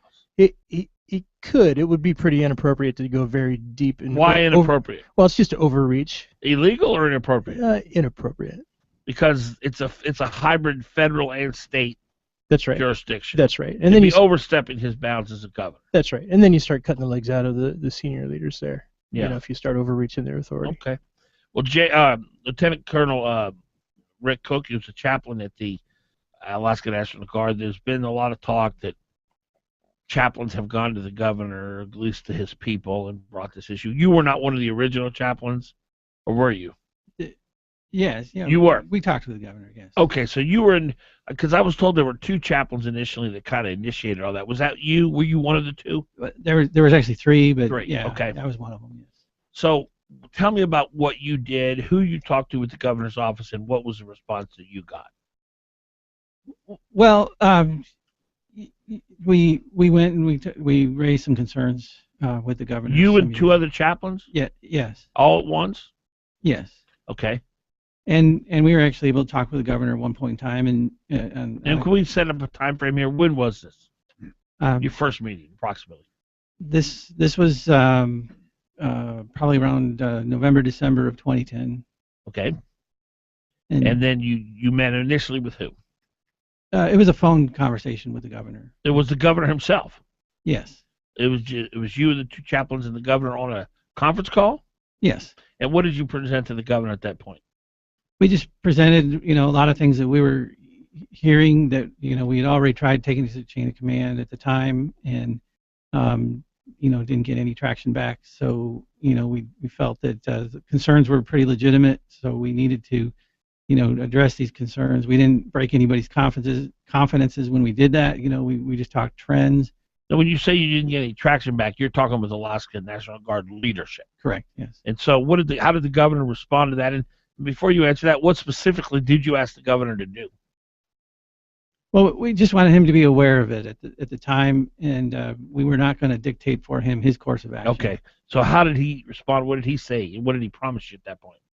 At that time, he said he would look into it, and he said that he would directly contact the adjutant general and work with him on trying to see if he could find solutions to the issues. And that was 2010 approximately. Correct. Yes. Wait, can I ask a question here? Did you have an objection to him talking to the adjutant general at that point? Had you warned him that this may be that the difficulties of command go up that high, or was that not a concern of yours at the time?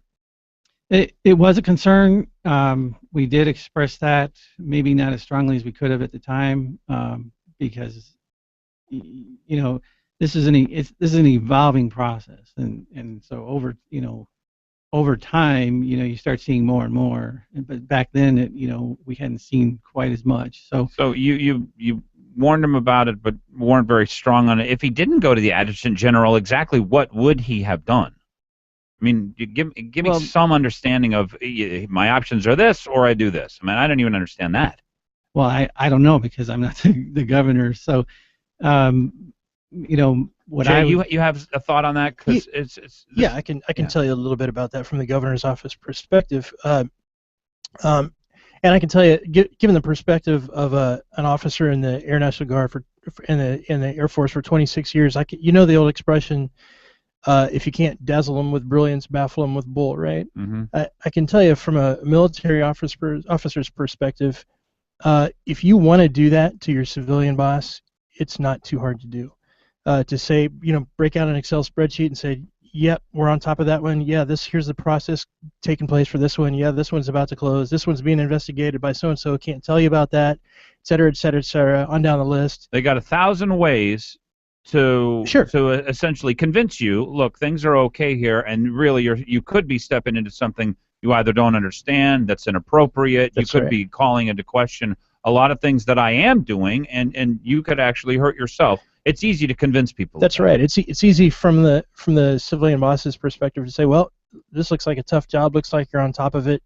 Okay, thanks.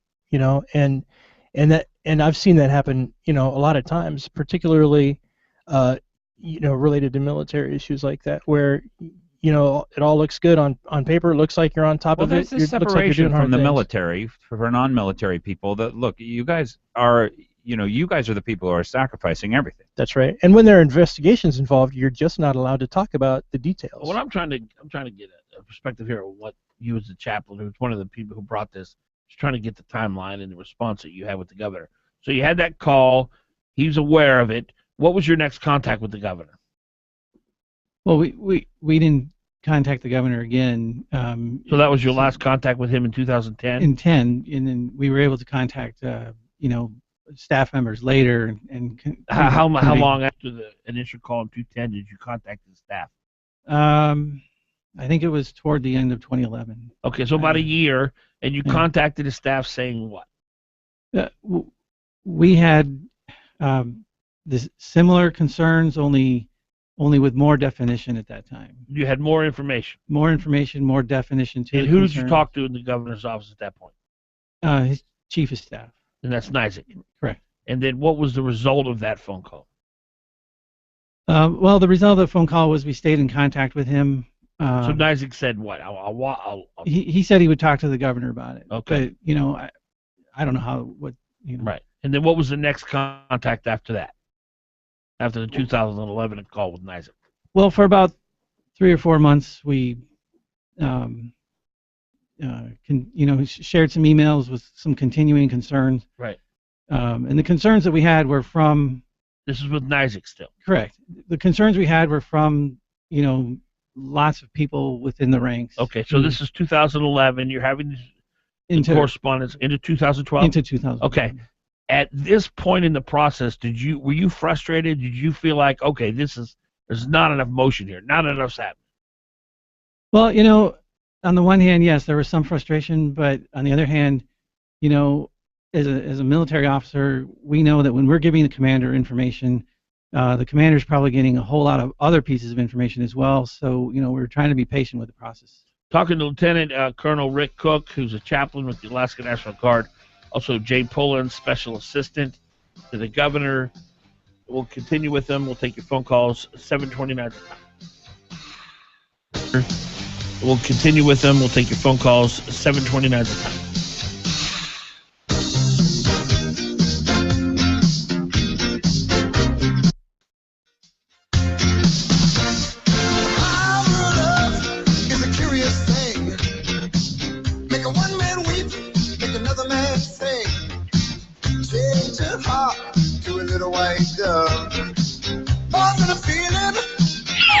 And now, the Fox News Business Report, brought to you by Mercedes-Benz of Anchorage.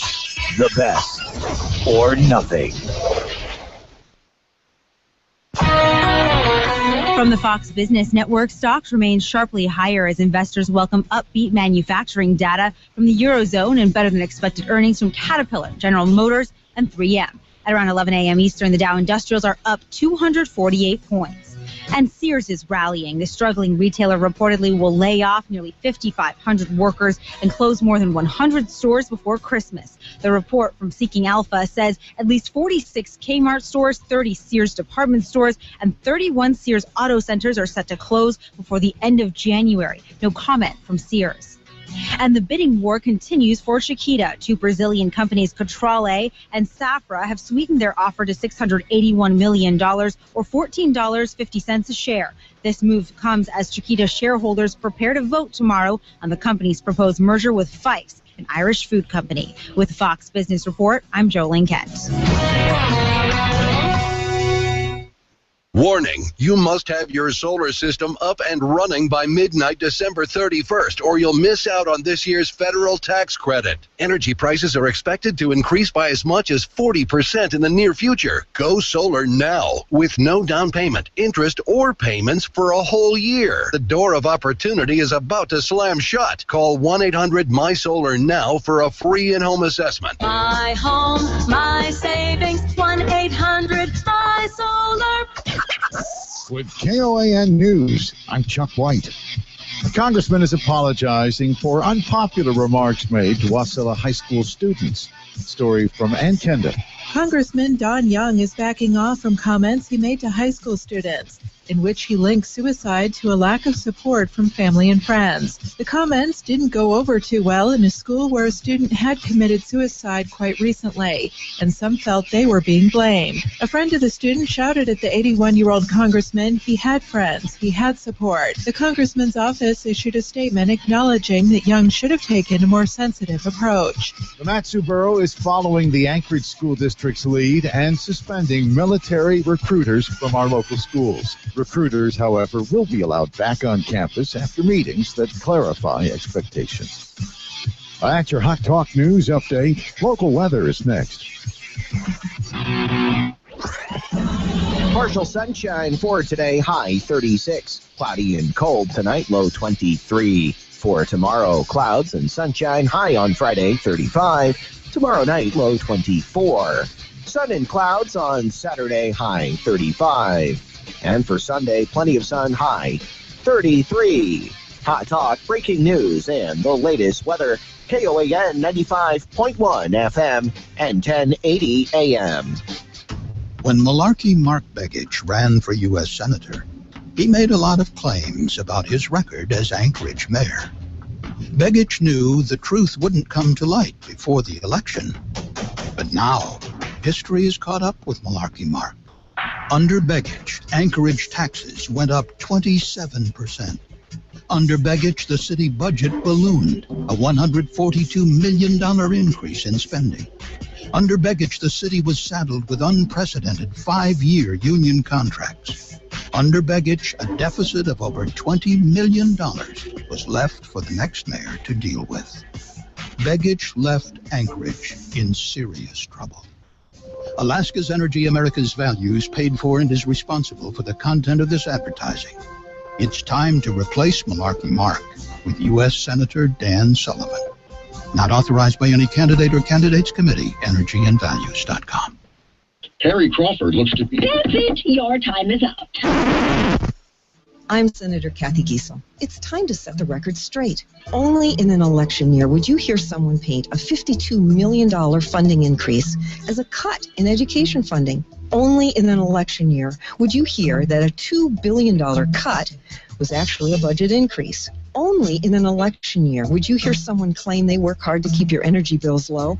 All the while, Harry Crawford's first vote on the Chugach Electric Board was to vote himself a raise. It's reflective of a candidate who has no record of accomplishments, no ideas, and no desire to serve you. Alaskans deserve better than that. I'm Senator Kathy Giesel, and I'll continue to do the hard work necessary to improve education outcomes, keep energy costs low, and make sure generations of Alaskans will have the jobs they need. That's my no-nonsense promise to you.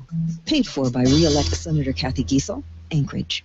Here's my good friend Keith Montronock. Automotive repairs can be frustrating. Let me help. Call 349-1637. I have been in business for nearly 20 years at the same location. Specialty Truck and Auto is in South Anchorage behind the Long Branch Saloon where Diamond becomes Abbott. I have 6 ASE certified technicians working from 7 a.m. until 6 p.m. Monday through Friday. I have a voucher for any of the 6 Alaska Laser Wash locations for each customer. If you schedule ahead and need a ride when you drop your vehicle off, I may be able to help. Call Specialty Truck and Auto, 349-1637. You're on with Fagan and Biegel in the morning. Give him a call, 569-1080. KOAN.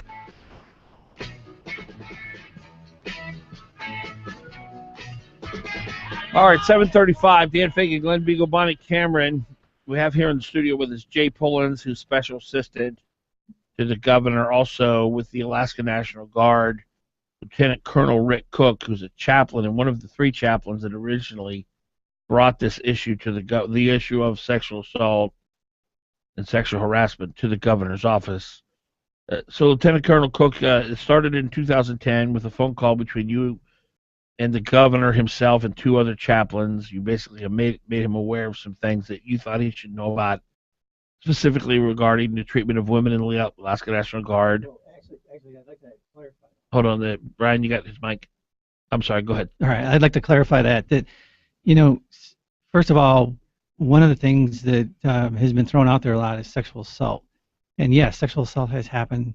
There's very few cases, percentage-wise.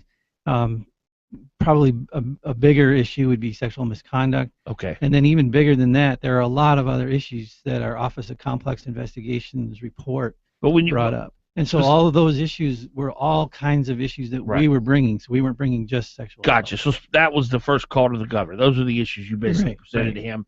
About a year later, you followed up with his chief of staff, Mike Nizick, another phone call. Right. And then several correspondence of email, right? Correct. Basically with some new information, some new updates on what was going on. New information, better definition to the other issues that we had already brought up. Right. And I asked you right before the break if you felt like things were moving a little slow, and you said there was some frustration, but then you also understood that in the military these things take time. Is that basically an accurate depiction of your answer? Well, we knew it would take time, and we also knew that our commanders oftentimes get information that we don't have from other sources, and so we were patient with that process. Okay. So after the correspondence with Mike Nizick in 2011, what was your next contact? Actually, I don't think we had another contact. That was it. After that was it. Now, until recently. Until recently. Now, what was Fred Dyson's involvement in this? Did you speak with Fred Dyson at all? I did. He and I serve on a committee together. Okay. And I just mentioned it, and he had heard other things about things that are going on in the Guard, so he piqued his interest. Did you express to Mr. Dyson your frustration with the inaction of the governor's office? I expressed a little bit. Probably, again, it's kind of like a soldier thing. You don't know what the commander's doing. So. Yeah. So you did express to Mr. Dyson, I feel like the governor's office isn't acting quickly enough on this. I can't exactly remember, but that may be the case. Okay. Yeah. And then Mr. Dyson went to the governor himself. Yes. And he pressured the governor and shared his frustration that he felt as though things weren't happening fast enough. I'm not sure about his conversations with him. Do you feel like, in retrospect now, that you've seen everything and the way it's happened, at the time you were frustrated, but then when you saw what unfolded, are you satisfied with the way the governor's office handled it? Yes, I would say, this past year, with the coming of the Office of Complex Investigations, they did a deep dive into the workings of the organization, and they were able to not only uncover everything that we had brought forward, but more stuff that's even surprised me. Do you wish the governor had maybe given more attention to it and handled the situation in a quicker way? That's kind of like playing hindsight's 20/20. This is a very complicated and messy issue. But that's really what's at the crux of this whole scandal. Right. The thing that the media keeps trying to put on the governor is that he was slow to act. Is there any validity to that?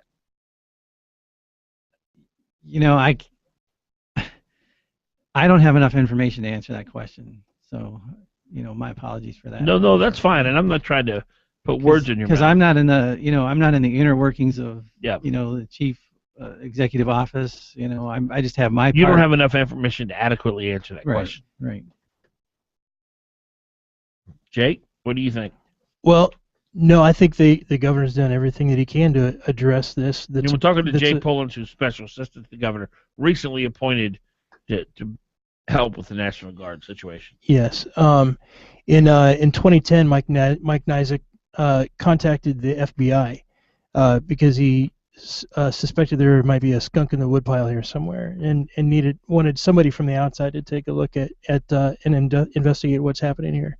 About a few months later, they contacted him back and said everything looks normal to us. We don't see anything that looks particularly inappropriate. After that, both of our senators did investigations related to that too, and came back with the same conclusion. Murkowski and Begich. That's right. That nothing looked particularly abnormal here. So now you still kind of know that, all right, something's not right, but this is the military. It's a tough organization. Maybe they're just hard on people. So it's not like they, our senators or our governor did nothing during that time. Every one of these allegations that came across the governor's desk went back to the Guard leadership and said, okay, what's the deal on this one? Well, that one's currently under investigation. Can't talk about that. Well, that one, there's a disciplinary board currently in progress. Should be finished at this time. Can't give you any more detail on that one. Down and down the list. It wasn't until February of this year that someone from D.C., I believe it was, I wasn't there at the time, but somebody, I think, from D.C. contacted the governor's office and said, "You're being manipulated here." This is the federal government. Yes. I think it might have been National Guard. This was at the appointment of Palendowski. What was his name? Lewandowski. As essentially the second person in charge, and he had a criminal record. That's right. And there was a real problem with that, and that was what Parnell said actually woke him up. That it was that action, that appointment of somebody with a criminal record, right, to a second in command position on the base that said, okay, we've got a problem with. Yeah. And it was Cactus who appointed Lewandowski? Yeah, I believe so. Yeah. And that's what caused the governor to lose faith in Cactus? Yeah, well, that was one thing. I think there were some other things too, where some people from outside said, you got a real problem here, and you're not being told the truth, and the facts that you're being given are being manipulated. And so that's when the governor said, all right, we need somebody with the authority to dig down into this thing from outside, who's not going to get pushed back and who's going to be allowed to look at these investigations, see what's happening here, to come in. And so in 2010, the Office of Complex Investigations didn't even exist, right. nor did a lot of the sexual assault help that's out there for the Guard today. We're talking to Jay Polans, who is special assistant to the governor, and specifically involving the Alaska National Guard, also Lieutenant Colonel Rick Cook, who's one of the original chaplains to bring this to the governor's attention to share with us. All right, we got investigations going on, lots of different levels. Finally, in February of this year, we got Office of Complex Investigations that went on. Their review, I didn't read it, but I'm told it was scathing. We've had 3 general officers relieved, and in addition to other senior staff. What do you want the rest of us to make of this? Mm-hmm. Well, so the OCI report came out with I think a list of 6 recommendations for the National Guard to move forward. It said National Guard Bureau is going to hold you accountable for making progress on this, and the governor as well said I want these things fixed. And there's like 6 categories of those right now. One of those had to do with fraud, misuse of federal funds, misuse of federal equipment, things like that. That the Office of Complex Investigations even said this is beyond the scope of our expertise. We need to bring in another team of auditors to go. Is that team coming in? They've been here they were here they started 2 weeks ago. And I went to their in brief and sat through that, and they said, here's what we're going to do, and here's what we're going to look at. And so I got to cut you off there. We'll take a quick break. Lieutenant Colonel Rick Cook is here with us. Jay Polans, special assistant to the governor. 744 Fagan Beagle Bond. We'll be right back. Special assistant to the governor. 7:40. You're on with Fagan. Living a life like a backstreet dream. Telling the lies when the truth was. Fagan and Biegel on Hot Talk KOAN and online at 1080KOAN.com. Is your IT department burdened with first-line support calls about printer jams and broken printers? Individual departments purchasing expensive printer cartridges that get buried in office supply budgets? Is your printer support strategy really a printer replacement plan? Let Alaska Enterprise Solutions show you how to reduce those high print costs. AES is a Xerox professional agency in Alaska with Xerox's worldwide support behind them. You can reach us at aesalaska.com or 561-5100. Paid for by Pruitt for State House, 2954 Brittany Place, Anchorage. Let's Pruitt for our future. He'll fight for you and me, a strong economy. Let's Pruitt, he will do it. He's one of us, he has our trust. Let's Pruitt, he will do it For our future. Let's Pruitt, he will do it For our future. East Anchorage supports Lance Pruitt. I've known Lance Pruitt for 30 years, and there's no one better to lead East Anchorage. Lance Pruitt is a person of the utmost integrity. He's vital to what we need. From my perspective as a high school principal, Lance Pruitt is the best choice for East Anchorage. And he will have my vote. And I'm voting for Lance because he's someone Alaska can trust. Lance Pruitt, he will do it For our future. All my life, I've enjoyed hunting and fishing, but as I got older, it made it harder to enjoy the Alaskan outdoors. Thanks to Chugash Chiropractic, I'm back on the stream enjoying Alaska. Besides aligning the spine, we also deal with the musculature and the nervous system of the body. To do that, we not only adjust the spine, but we also balance muscles along with various therapies and deep tissue therapy. We help bring the body back to normal function. My name is Billy Yelvington, and I love being a firefighter. 2 years ago, while fighting a fire, the roof collapsed while Billy was underneath. Didn't think I was going home. Captain Mike Hermes and engineer Kevin Woolsey made up the rest of the crew that day. With the snow load and everything else, they figured that section of the roof was about 6,000 pounds. Captain Hermes calls a mayday. A firefighter is down. I says, I got to stay with Billy. And I remember he said 4 words to me. He says, go. I got this. When they finally got him out, I still had that same feeling that he's probably not going to make it. Billy did make it. But under AO-37, firefighters' voices are silenced on staffing and equipment needs. AO-37 makes a dangerous job more dangerous. I'm convinced one less firefighter there that day, Billy wouldn't have been here. Vote no on 1 to keep politics out of public safety. This message is paid for by Repeal 37 and approved by former Police Chief Walt Monaghan and former Fire Chief Craig Goodrich chairs. Top 3 contributors are APDEA, Anchorage Firefighters, and AFSCME International of Washington, D.C. Hot Talk.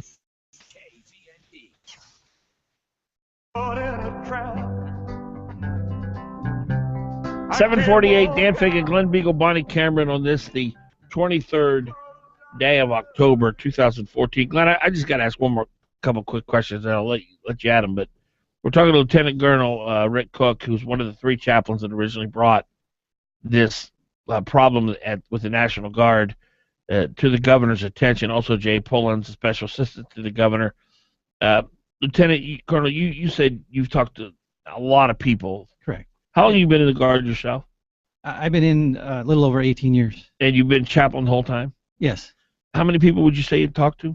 Well, I probably talked to a couple hundred, but if you count the other chaplains, right, and the people they've talked to, we're talking hundreds of people. And if you had to characterize the main common denominator complaint that the people that were coming to you, it would be basically what? They lost faith and trust in the senior command of the Alaska National Guard. How long had this been going on?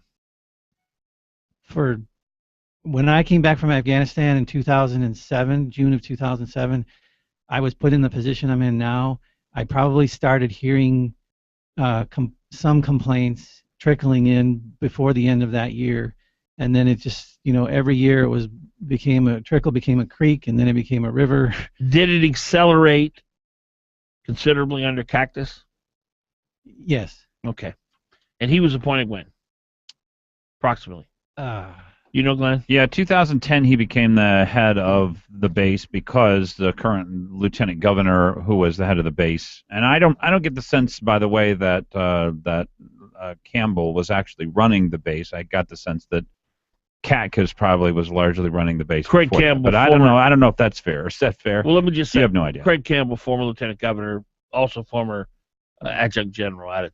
Yeah, I don't have any evidence that he would have covered anything up. But okay, so you didn't have a problem with him, but no. So you saw a clear indicator there.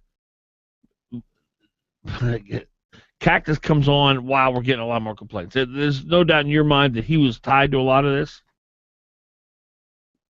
Well, I feel that's just a personal opinion. Okay, that he was. Yeah, sure. All right. 569-1080, by the way. The thing that is in the papers the most now that I really have the deepest questions about is it seems like people were coming to you, they were talking about sexual assault, and I would imagine that you said, well, actually you could tell me. Did you tell them the proper authorities for this, Anchorage Police Department and the troopers? Would you have counseled people to that? Yes, absolutely. And did some of those people go forward to the Anchorage Police Department and to the troopers? Do you know? Yes, some did. We haven't heard anything about that. As far as I understand, only 3 made it from the Anchorage Police Department to either the Department of Law or to a courtroom. Well, I can't comment on that because I'm not an expert in how those kinds of investigations or how the legal process for that runs. I just know that we encourage people to go talk to those authorities, talk to our sexual assault response coordinator, things like that, so that they would be properly taken care of. The sexual response coordinator's been let go. 3 generals have been let go. High command has been let go. It's such a scandal. It's such an awful situation. I honestly, I'm just trying to understand how serious was the support for people doing the wrong thing, and do we know that yet, or do we still have to wait for that? And Jay, maybe you can answer. Yeah, if you read the OCI report, it's pretty clear that there's a serious failure of command in the Alaska National Were perpetrators being protected and promoted? Do we know that?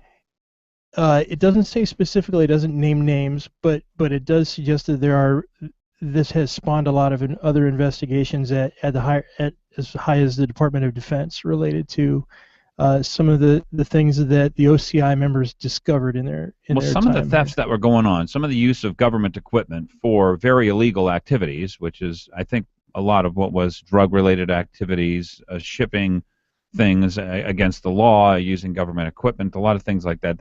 That was the sense that I got, that the allegations, the difficulties on the base, they don't just have to do with sexual assault. They don't just have to do with they have to do with a lot of different things. Right, they're pretty broad ranging. But again, once those things are turned over to investigators to go deep on those things, then there's no more information available to us about how that's progressing, who they're investigating, who the claimants are, who the victims are, those kind of things, for the sake of number one, protecting the rights of the victims when there are victims. Number two, protecting the rights of the defendants who are innocent until proven guilty.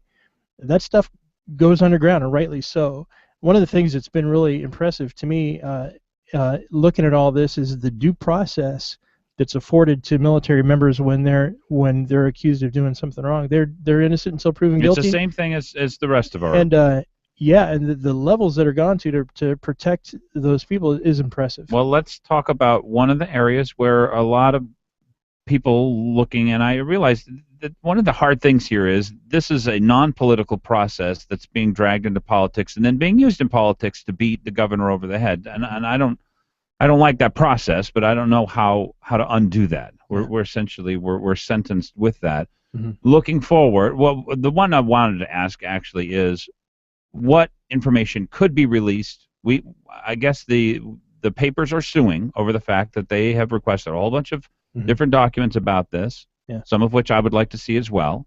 But what can we expect? You are the special assistant to the governor on this. What can we expect to see? Yeah. Well, here's one big myth out there. There was a women's organization who was on Channel 2 and said, we demand to see the full report because the governor's been holding back and we haven't, we demand, and if he revealed the whole report, I'm sure here's what it would say. There is no such thing. This is the full report. We contacted Channel 2 and said, come on, you know this is the full report. And they said, oops, sorry. Somebody made that same case to me. They must have watched the channel too. So this actually does get out because somebody said that the governor had not released the full report. Okay, so we've dealt with that. But part of the lawsuit for information is correspondence between the governor, between NYSEG, between the staff. Sure. Now, why has that not been released? Well, that's with the Department of Law right now, and there's a ton of redacting that needs to be done, mainly because the main interest there is to protect the rights of the people that have been abused in this process. Will it be released by the election? I don't know. That's up to the Department of Law. They're going through that stuff as rapidly as they can. I think there's part of it is the original requests were really, really broad. We want every email that has that has Alaska National Guard in the title. Well, look at all the people who have that in their address, in their signature block, right? So that's just ridiculous. That's would have been millions. Sure, right. So you got to go back and you got to fix this and say, all right, what is it you really want? So they were looking for a lawsuit to get started because obviously you can't see. I want every email that's ever been sent within the government. I can't. I don't know about that, but there has to be a realistic request. Number one. Number two. Now you've got the last thing we want to do is re-victimize any young ladies out there that have been assaulted. Or, even if it costs you the election, even if it costs the governor the election, nobody's calling for victims' names. That's not. Oh no, actually, I think people have been calling. They want all this stuff released. They want it released right now. No. I thought I'd read a bunch of people say that. Look what the Anchorage Press has done. They've published all kinds of 15/6s that they're not entitled to have. They didn't publish any victims' names. They didn't publish any victims' names. Nobody's calling for the victims' names. No, but they gave enough detail in that report to number one, jeopardize the trials and disciplinary boards that are happening with these people. How would that compromise them? Well, because it's easy for them to claim that, well, now the whole world's against me because everybody knows, in the paper what I did. How am I going to get a fair trial? This is the three-headed monster information thing. would have been the same information would have been presented in court. I don't understand that. Right, but now it's leaked all over in the press about all these things that these guys decide allegedly guilty or did. innocent. They're going to get the same information. I don't understand. Well, it biases the jury pool oftentimes, and But that happens all the time in criminal cases. It does. They try to limit it. Yeah. Sure, it doesn't make it right. And just because you can doesn't mean you should. Just because you have information doesn't mean it's the right thing and it's the best thing for victims to just go putting it all out there. Where are we headed here? Well, there's a lot of really great things that are happening moving forward. So the OCI report comes out and has 5 recommendations of areas that really need to be addressed and worked on. The governor said, okay, I want these things fixed. I'm going to bring in some outside help. So you have General John Mott, whose name you probably hear in the press a lot right now, is facilitating bringing Guard members together to form a thing called an implementation planning team, where they're going to implement the recommendations. They're being held accountable by the governor's office and by the National Guard Bureau for these 5 particular areas. You know what, Jay, we're out of time. I appreciate you coming by. Jay Poland, Special Assistant, Lieutenant Colonel Rick Cook, chaplain with the Alaska National Guard. Lieutenant Colonel, I want to commend you for advancing this and to sticking your neck out to advance this and to try to expose what was going on. I know you did that at great risk, and it must have taken a lot of courage for you and your fellow chaplains, and I really appreciate what you did. Thank you both. Appreciate it. 7:58. Fagan Biegel Bonnie. Both. Appreciate it. 7:58. Fagan Biegel Bonnie. And I approve this message. These negative ads are everywhere. Yeah, I stopped listening and did my own research. Yeah, what did you find? Well, I found I really like Dan Sullivan. Well, I know he served in the Marines for 20 years, and he'll fight against President Obama and Democrats in Washington to protect my Second Amendment rights. Yeah, and did you know when he was our Attorney General, he worked to put an end to violence against women, defended the constitutionality of Alaska's Parental Notification Initiative Act, and sued the federal government to stop Obamacare. I like that. What else you got? Well, as a veteran himself, he's dedicated to fixing the problems plaguing Obama's VA. And he'll fight to ensure they get all the benefits they've earned. Dan Sullivan. I'm sold. Me too. Dan Sullivan, a principled leader for Alaska. Dan Sullivan for U.S. Senate. Paid for by Allen West Guardian Fund, which is responsible for the content of this advertising. AllenWestGuardianFund.com. Not authorized by any candidate or candidates committee. KOAN Anchorage. It's not just talk, it's hot talk. 95.1 FM, 1080 AM. Fox News Radio, I'm Lisa Brady. Oh, Canada, we stand on guard. Members of Canada's Parliament singing the national anthem and paying tribute with a standing ovation to the Sergeant at Arms, hailed as a hero for stopping the gunman who killed a soldier yesterday from taking any more lives. Prime Minister Stephen Harper says the nation will be vigilant, but we will not run scared. We will be prudent, but we will not panic. Investigators trying to confirm any link between the shooter and terrorist groups after recent ISIS chatter targeting Canada and a Monday attack that killed a soldier in Quebec by a man believed to have been inspired by ISIS militants. A warning from U.S. Treasury officials that ISIS has amassed unprecedented wealth. Fox News Radio's Jared Halpern live at the White House. The ISIS terror group is earning $1 million a day just from black market oil sales, a revenue source U.S. officials are desperately trying to cut off. We will target for financial sanctions anyone who trades in ISIL's stolen oil. Treasury Undersecretary David Cohen says ISIS is also raking in cash from wealthy donors, extortion, robbery, and selling women and girls as sex slaves. Cohen estimates with the exception of state-sponsored terror groups, ISIS is likely the best-funded terror group Treasury has ever encountered. Lisa. Jared, 2 U.S. senators say a giant airbag recall should be even bigger. Fox News Radio's Steve Taylor live in Washington. Senators Richard Blumenthal and Edward Markey want the Transportation Department to order the recall of all airbags made by Takana Corporation that have defective inflators, which during an impact can blast metal fragments outward toward car occupants. Car makers around the world are calling back the bags, but U.S. companies say the problem is related to high humidity and are recalling only in southern states. The senators want that recall to be nationwide. Lisa. Steve, thanks. Big Wall Street rally. The Dow's up more than 240 points. Fox News Radio. Fair and balanced. Attention homeowners. I'm Jay Farner, president of Quicken Loans. We've told you about HARP in the past. There are so many more of you who could be saving hundreds of dollars every month on your mortgage. It's simple and easy.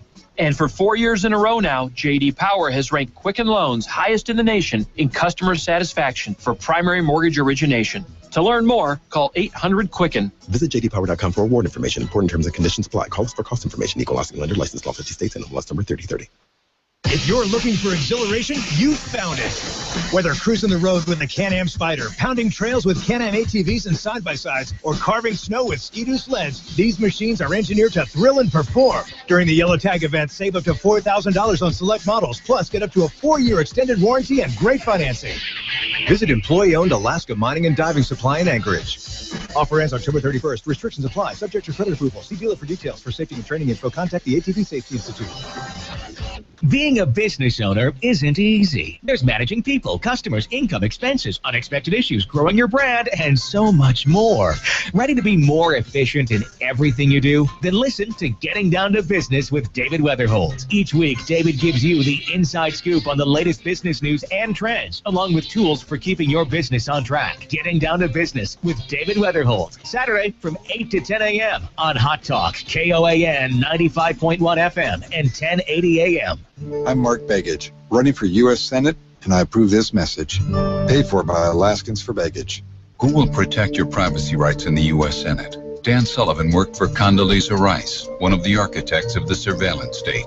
She's in Sullivan's TV ads because he helped implement her agenda that threatens Alaskans' liberty, like extending the Patriot Act that allows the government unlimited access to your personal records. And when Sullivan was with the National Security Council, the NSA authorized warrantless wiretaps of U.S. citizens. Sullivan is bankrolled by the billionaire Koch brothers, who have been manipulating the oil markets for years, driving up gas prices. And Sullivan even opposes the Stand Your Ground law that allows you to defend yourself in your own home. Only 2 candidates oppose the Patriot Act and NSA wiretapping and support Stand Your Ground. And that's Mark Begich and Libertarian Mark Fish. True Alaskans fighting the Dan Sullivan surveillance state. Do you remember that Beatles song? If the rain comes, they'll run and hide their heads. You know which one I'm talking about. Well, if that's you and you're inside your home or office, it's time to call Earhart Roofing. Call Earhart Roofing for all your roofing needs. Flat or pitched, large or small, Earhart Roofing will do the job quickly, and they'll do it right. Earhart Roofing, big enough to serve you and still small enough to care. Call 345-5555. That's 345-5555. Paid for by More for Alaska, Anchorage. Taking pride in work when it comes from the heart. Doing your best and staying the course even in tough times. There are Alaskans who still understand the value of service and sacrifice. Matt Moore is one of those. Someone who knows that paying your dues should come before office and power. That leadership, wielded by inexperienced and self-interested hands, can be destructive. This is Matt Moore. Lance Pruitt is proud of his record. A record of not fully funding education. Budget deficits that put our permanent fund at risk. And supporting mega projects we can't afford. My father once told me, whatever you choose to do it well. That's the way our country was. The way I'd like to see it be again. Where pride in work comes from actually doing an honorable job. Because that's the way it ought to be. Matt Moore, a legislator we can be proud of.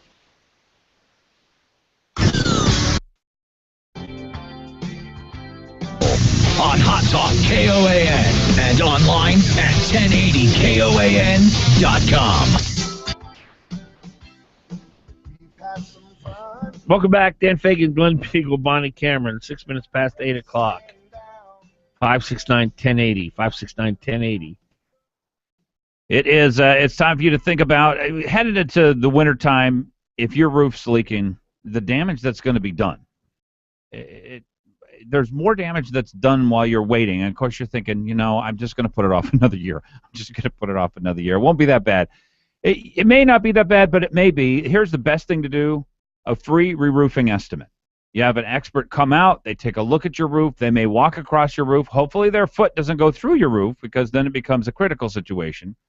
But you want to know if damage is being done to your roof. Best people for that, at least give them a shot at having your business. Earhart Roofing. 345-5555 is really easy to get a hold of them. Free re-roofing estimates, and they are the best in the business. Better Business Bureau Business of the Year for 2010. An amazing accomplishment. Give them a call, 345-5555.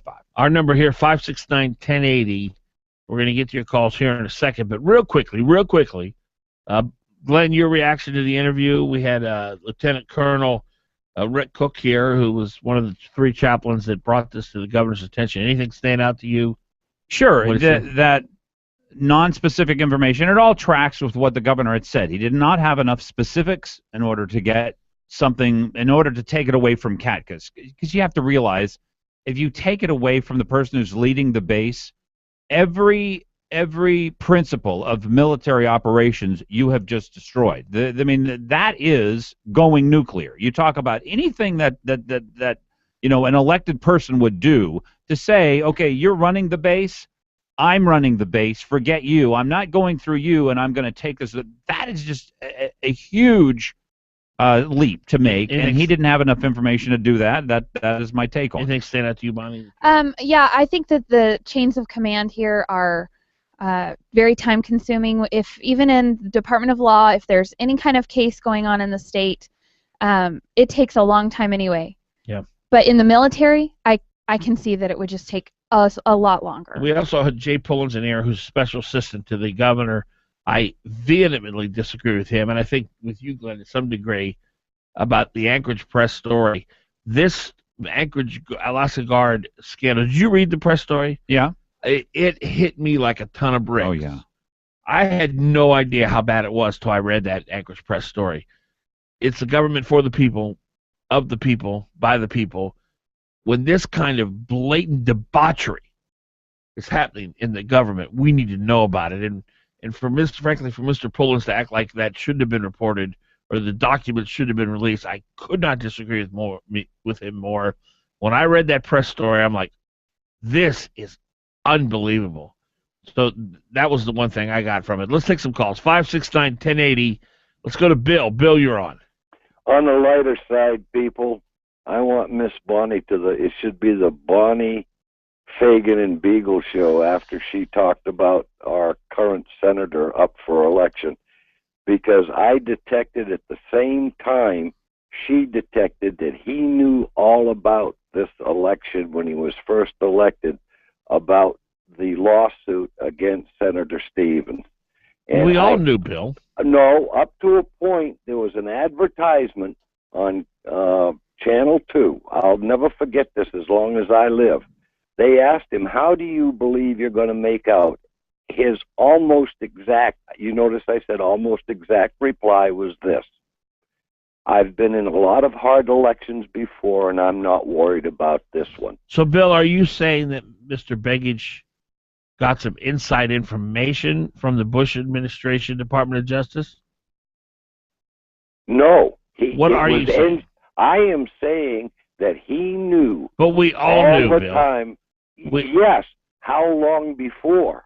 So did he know before the rest of us? I believe he did. How did he know? Just through his own channels. So what channels are these? Mm-hmm. Oh, my God. Welcome to my world. Isn't it fun, Bonnie? You and I are the only two in Alaska that saw it. Hey, no. I appreciate the call. Here's what this. Look, this is my point. I brought it up, and I want to finish it because I haven't been allowed to, and it's very important that I do this. We're not talking about facts here. No. We're not talking about, I know this happened, and I see this, and this is the way this came out. What we're talking about here is something very specific, and it governs a lot of people's lives. It's called karma. Mark Begich got elected on an illegitimate case. It's pure speculation. This is the way people's minds work. I take this election down to two things. President Obama is an absolute, utter, total disaster of a president. People can't stand him. They know Mark Begich is going to vote for him. Harry Reid's bad for the state of Alaska. So the Democrats are weighing on Mark Begich's neck. But I also think 3 or 4, maybe 5% of this election is that people refuse to vote for Mark Begich because of what happened to Ted Stevens. You can say that that's not fair. You can say that, well, you don't have any evidence to back this or that up. What I'm saying is people want karma to govern this election. And they don't want to see Mark Begich in that seat because when they think of Mark Begich, they also think of Ted Stevens and the wrongs that were done to him. And I think that's weighing on the election. So that's my view on it, and that's the sense I have. And, you know, for the past 6 years, Mark Begich has had his chance to show us that he would be a good senator and do good things for Alaska. He's done nothing. Really, Ted Stevens, the whole debacle with him has nothing to do with this election. Okay. Everybody's entitled to their opinion. I have my opinion. And when I talked about that, it's not that I'm saying, oh, you know, he was in a closed room, and he was talking about how they could do this. Am I right? It was pure speculation, and I wasn't even saying that. I'm saying that we all knew, like Dan said, we all knew something was fishy. He went along with it. He played up the whole thing. You guys know 9/11 was an inside job. Oh, okay. It's true. Really? George How Bush do you know was that? in on it. I know for a fact. George Bush, he actually was. There's some photos. I saw this video on the internet.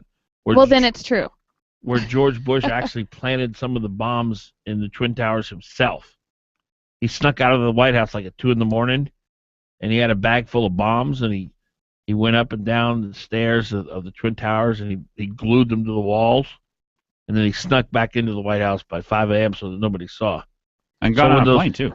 So when those planes crashed, it really wasn't the planes. It was Bush's handiwork. I think we all just wished back then that Mark Begich would have said, you know what, this is wrong, all this prosecution. I want to win on my own merit. He didn't want to win on his own merit. He wouldn't have said that because he thinks that if government is in the hands of Democrats and they do more things and they take away rights from Alaskans because Alaskans and Alaska companies don't know what they're doing, things will be better. He would never have said that because that would have denied his religious viewpoint that global warming is going to consume the world in a fiery ball of flame. You know who killed Kennedy? I know this for a fact. Johnny Carson. Ooh, never heard that one. I read it on the internet. Interesting. 569-1080, 814. 569-1080, 814.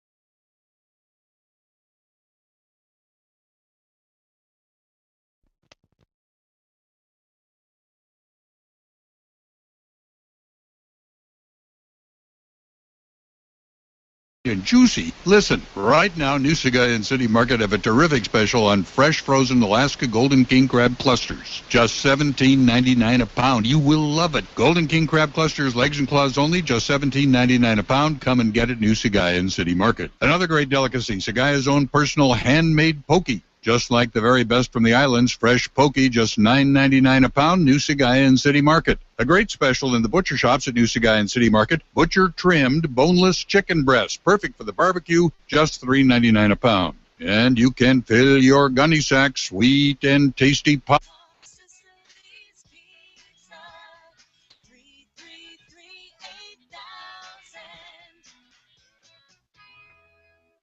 I'm Bill Walker, candidate for governor. Sean Parnell declared an education secretary. Casting the deciding vote for Obamacare and protecting Obama's executive amnesty for illegal immigrants. Alaska needs a senator who will fight back against Obama's agenda. As our Attorney General, Dan Sullivan sued to stop Obamacare and defended our Second Amendment rights.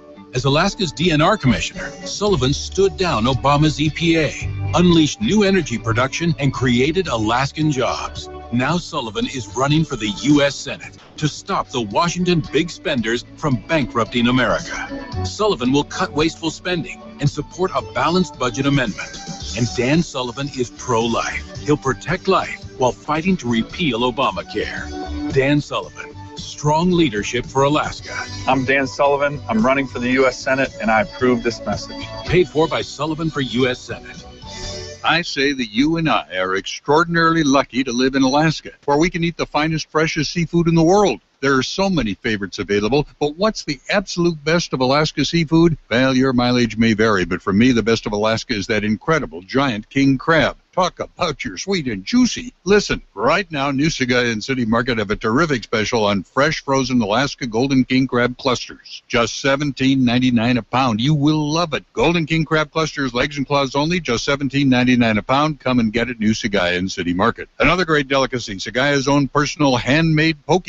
Just like the very best from the islands, fresh poke, just $9.99 a pound, New Sagayan City Market. A great special in the butcher shops at New Sagayan City Market, butcher-trimmed, boneless chicken breast, perfect for the barbecue, just $3.99 a pound. And you can fill your gunny sack, sweet and tasty pomegranates, get 2 for $6. Don't throw away the seeds or there's not much left to eat. New Sagaya Midtown, City Market, 13th and 9.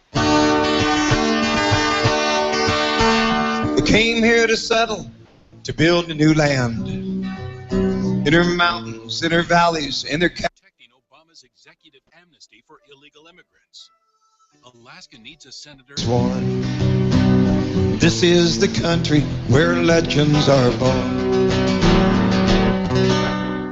Hi, folks. This is Hobo Jim, and I love Alaska, and I want to see it grow in a way that we can be proud of.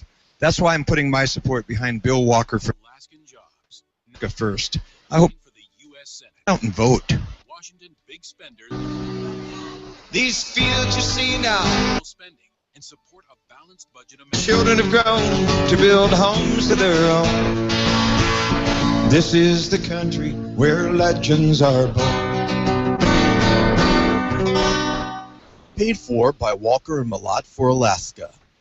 You're on with Fagan and Biegel in the morning. Give him a call, 569-1080.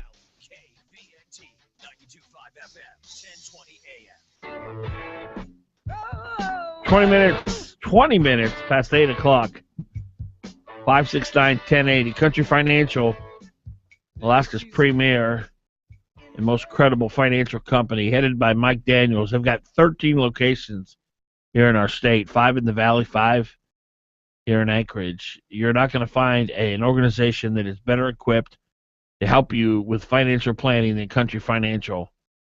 His entire team, Mike Daniels' entire team, is ready to get you on the road to a successful retirement. Why not? Rely on the experts. They've dedicated their lives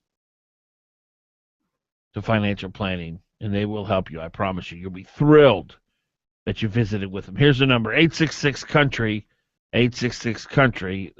USA Today, politics, Senator Mark Begich. Obama is not relevant. Unlike some Democratic candidates, incumbent Mark Begich is willing to say he voted for Obama. But That's a nice bonus there. But he's also found a way to distance himself from the president who's unpopular in Alaska. Here's the quote from Begich. I did vote for him, but that's irrelevant. The president's not relevant. He's gone in 2 years. What do you make?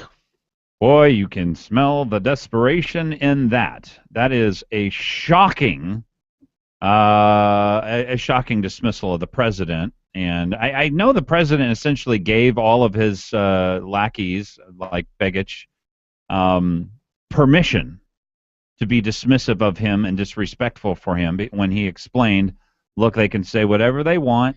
When they're running for election, they're going to come back and do what I say. They're supporters of mine. They're on my team.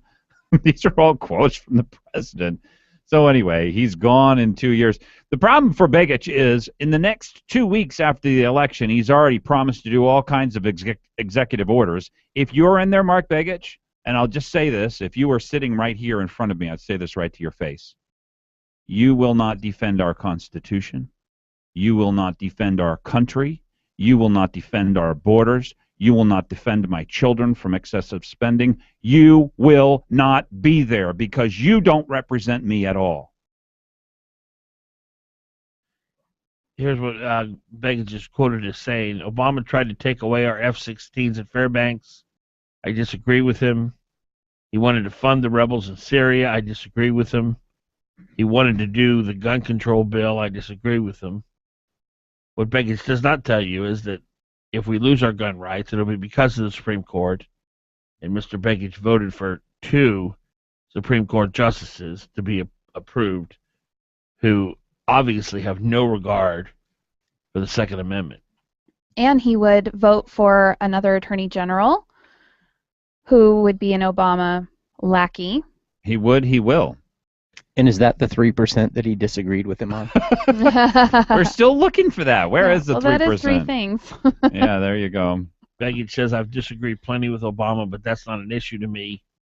It's where we are today. It's the next 6 years. He, being Obama, is gone in 2. Whoever's the next U.S. senator will be dealing with a new president. That's the bottom line. Yeah. Wow.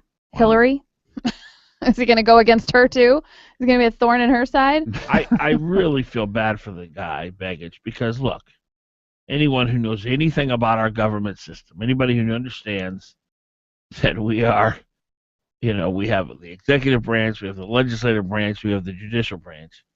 Anyone who understands anything about civics understands that the Senate and which party controls it is such a huge deal. If it's a Harry Reid, which will be the first thing Begich does as reelected, he'll re-vote Harry Reid as Senate President. It will dramatically change the political landscape in this country. If it's a Republican, it will dramatically change the political landscape in this country. And Mark Begich lives and is a senator in a state where the game's up. Alaskans get how devastating Harry Reid is to this state. Alaskans get that the very first thing Mark Begich did as U.S. Senator was to vote for Harry Reid as Senate President. Alaska understand that Harry Reid has said that the greatest joy of his life was defeating a bill that would have opened ANWR for development. It was his greatest joy, even more than his kids being born. And this is Begich's guy. Alaskans get that Begich and Reid and Obama are one. So it's an impossible thing for him. You literally have to be either a hardcore leftist or an absolute ignoramus and not know anything about civics to buy the line he's selling. Tough sell. Impossible sell. Well, and he understands it. You don't come out like this with these kinds, because this is pretty offensive. To dismiss a president who's got 2 years left, is going to write the next 2 budgets, all of his attorney generals, all of his appointments to the Supreme Court, which Mark Begich is going to approve. Look, this is. I think you're right, Dan. He really is depending on people here saying, "Well, I have this or that problem with Sullivan, so I'm really looking for anything, Mark Begich. Throw me a bone here. Try to convince me that it's going to be okay." It's impossible. He has got an impossible task separating himself from his president and his party. 569-1080, 569-1080. If you'd like to be a part of the broadcast, I want to remind you the folks out at Chugach Chiropractic, they're equipped and ready and designed to help you live a pain-free life. Do not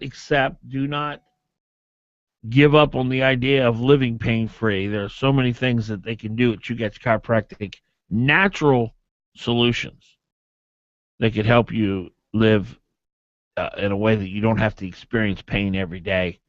So many things that they're going to teach you about yourself and your body, and you're just going to live a healthier life. It's just that simple. Chugach Chiropractic, Dr. Myron Swigert, a wonderful guy, very wise.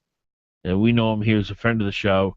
Give him a call, 694-9224, 694-9224. Tell him we sent you out there, and you'll be glad you did. Chugach Chiropractic. Our number, 569-1080, 569-1080. I thought Nat Hertz with the Alaska Dispatch did a pretty good job on this story that is in the Dispatch today. U.S. Senate race, Obama remarks adds fuel to Republicans on attack, where he talks about Mr. Obama saying that, look, these guys are behind me. Mr. Begich is with me, regardless of what he says. And that's the gist of the story, and I applaud Nat Hertz for doing it. I applaud the Dispatch for running it. I'm a little surprised they did, but they did. It was such a monumental mistake by the president to say, listen, I don't care what my Democratic senators in red states are telling you. They are with me. He's basically contradicting Mark Begich and all the other senators running in red states. And I just think it's a monumental blunder. I'm surprised, frankly, the Dispatch covered it. But good on them for so. Well, they obviously gave their bias away in the title. I go through this in my comment on this. If these were attacks for Republicans to say that Begich supports the president, his agenda, his policies, then it is obviously an attack when the president says it too. Since it's not labeled an attack when the president does it, and it is labeled an attack when the Republicans point out the truth in this race, it is bias. All right, they could have easily and should have said the president attacks Mark Begich about being a supporter of his. That's what the title should say. Yeah. Am I wrong? No, you're right. And the thing about, a lot of times the reporter doesn't come up with the headline. It's the upper management, which are people who are typically more ideologically driven. I agree. The reporter's typically young. I don't know what Nat Hertz is. He's probably 25, 26. And yet the ideologically driven managing editors and publishers, they're the ones who typically try to, change the agenda by minimizing or accelerating the issue depending on their political bent in the title. Dan, they know that 90% of people are going to read the title of the story and not read the fact that Obama has given away the whole game of this election, which is, oh, I'm on your side, I'm on everybody's side. Obama comes out and says, whatever he says, he's on my side. He's a supporter. He supports my policies. He's on my team. He's going to vote for what I want. The idea that he could say anything he wants, I give him permission. He's have mad. Permission. No, he's mad. He's mad that he did it. He's mad that they're not embracing him. He's narcissistic that way. Who's he, Obama? The point, though, is that, look, 90% of people are going to read the title of this and say, oh, Republicans are attacking Begich again. That's what they're going to get out of it. Not that the president is attacking Begich, which is what the real story is. And 10 times as many people would have read the story, Nat, if they had gotten your title rather than the editors. 829. They had gotten your title rather than the editors. 829. Oh, baby, do you do more than dance? I'm hot-blooded.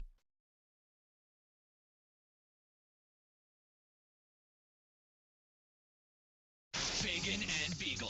569-1080 KOAN. Local news brought to you by Jansen Funeral Homes, Jansen's Evergreen Memorial Chapel, Jansen's Alaska Cremation Center, and Jansen's Eagle River Funeral Home. Jansen Funeral Homes, where just like family, they're there when you need them. With KOAN News, I'm Chuck White. The FBI has raided an Anchorage healthcare firm, apparently looking for evidence of Medicaid fraud. The company reportedly was identified as Sea Care Services on East Tudor Road. The governor is defending job creation in the state. He responded to recent unemployment rates, which found Alaska's jobless rate remains above the national average, by presenting figures of his own, which indicate Alaska created more jobs per capita than any other state in September.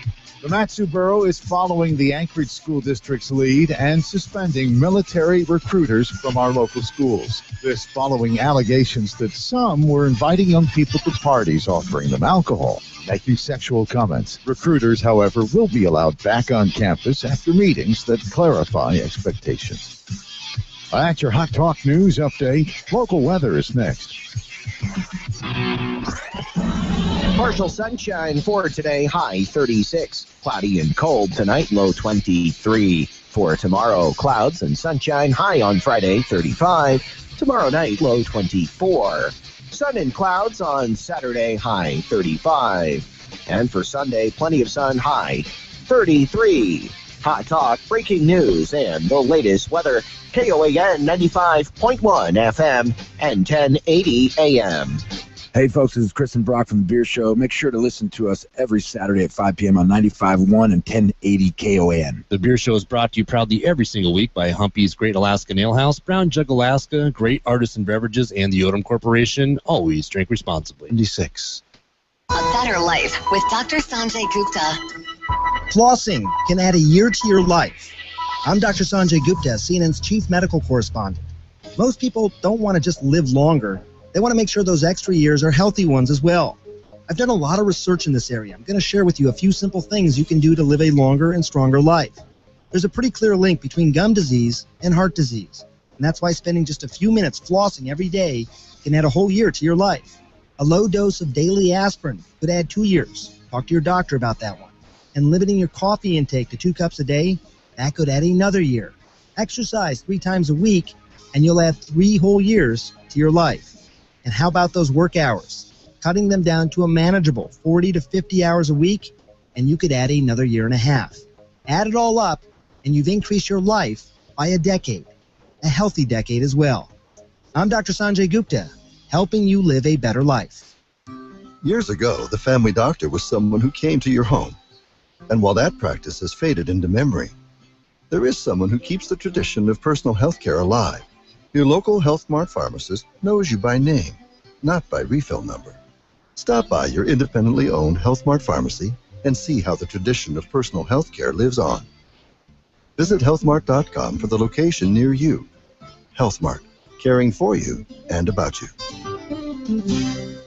When our water heater broke down last month, it took 5 hours for the plumber to show up, and he charged us a couple of $100 just to come out. Then it cost another $1,800 to put in the new water heater. I felt like I'd been taken. But what else could I do? The smartest thing you can do is get a home warranty from American Residential Warranty. Their home warranties pay to repair or replace all your major appliances when they break. Just call 800-711-6816. That's 800-711-6816.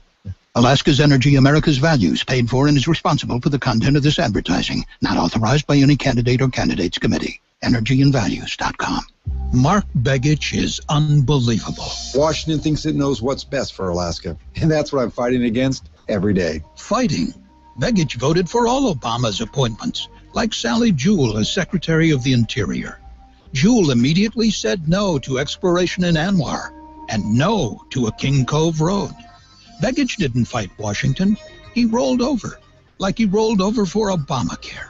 Now Begich is trying to duck and hide on Obamacare, on oil taxes, on cap and trade, on the IRS scandal, even on Anwar. How can you deliver Anwar, Mark, when Harry Reid says a Democrat-controlled Senate will never allow an Anwar vote? Alaskans can't trust a thing Begich says. It's time to replace Malarkey Mark with U.S. Senator Dan Sullivan. When I grew up, I wanted to be a pro basketball player. An elementary school teacher. Oh, an Olympic gymnast. No matter what dream you choose or where you are in life, your local country financial representative offers helpful advice on everything from auto and home insurance to financial planning, education to retirement. and business insurance too, so that you can continue to grow and dream. For more information, visit countryfinancial.com or call 1-866-COUNTRY. Country Financial. Grow your And man, you're on with Fagan and weekday mornings from 6 to 9 a.m. on the Talk of the Valley, KVNT.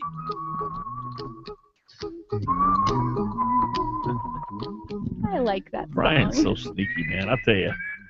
He's very devious and mischievous and sneaky. What did I do? I know exactly what you did. I know exactly what you're about. I actually do everything you do. 569-1080, Fagan, Biegel, and Bonnie.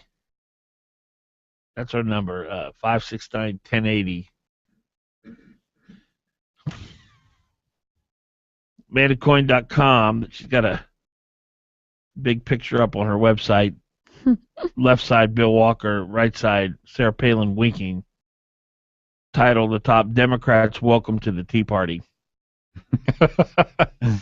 Ooh, somebody just put a Tea Party attack on me just today, called the offensive version of that name. Here's a comment that she quotes in her blog. This is from a reader. Well, the mood is bad around the homestead this evening. Wife insists it's time for her to move back to the East Coast. Claims that between having no real Democrat on the ticket for governor and now this thing with Palin endorsing quasi-Democrat, it's the last straw.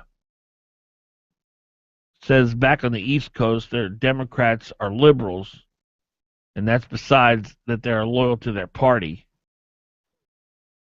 Now, this is the husband. Now, for my part, I told her she should be happy. We've been hitched 20 years, never missed an election, and this will be the first time we voted on the same ticket. Don't let the door hit you on the way out. Here's another comment. The Democrats dupe the voters now. They've been duped. They have to stomach the association of someone they hate more than Parnell, and that's Palin. How's that for irony? And this is fresh after the news broke of the classless brawl the Palins were at least involved in with some way. I hope this Palin endorsement truly sinks Walker's campaign. I am breathlessly waiting for the numbers of the poll. And did you notice in that USA column there that Drudge put at the top about Mark Begich, they call this a reddish state? It's because of those Easterners and the Northwesterners coming up here to influence our laws. Here's another comment. Welcome to the Quitters Club, Palin, Malott, and Walker. Have something in common. They are all quitters. Here's another one. Palin's endorsement of Walker should cause consternation galore. This symbolizes everything that is wrong with the unity ticket. It's the ticket that doesn't stand for anything. When will Democrats wake up and realize what a stupid decision they made? When will people realize that Walker cares about nothing except political expediency and greed? And before it's all over, Alaska will once again be the laughingstock of American states. I was hoping that Palin would have moved by now to Arizona. What this also shows us is how freaking dumb Byron Malott is. Whoa. Ooh, you're not supposed to call Democrats dumb.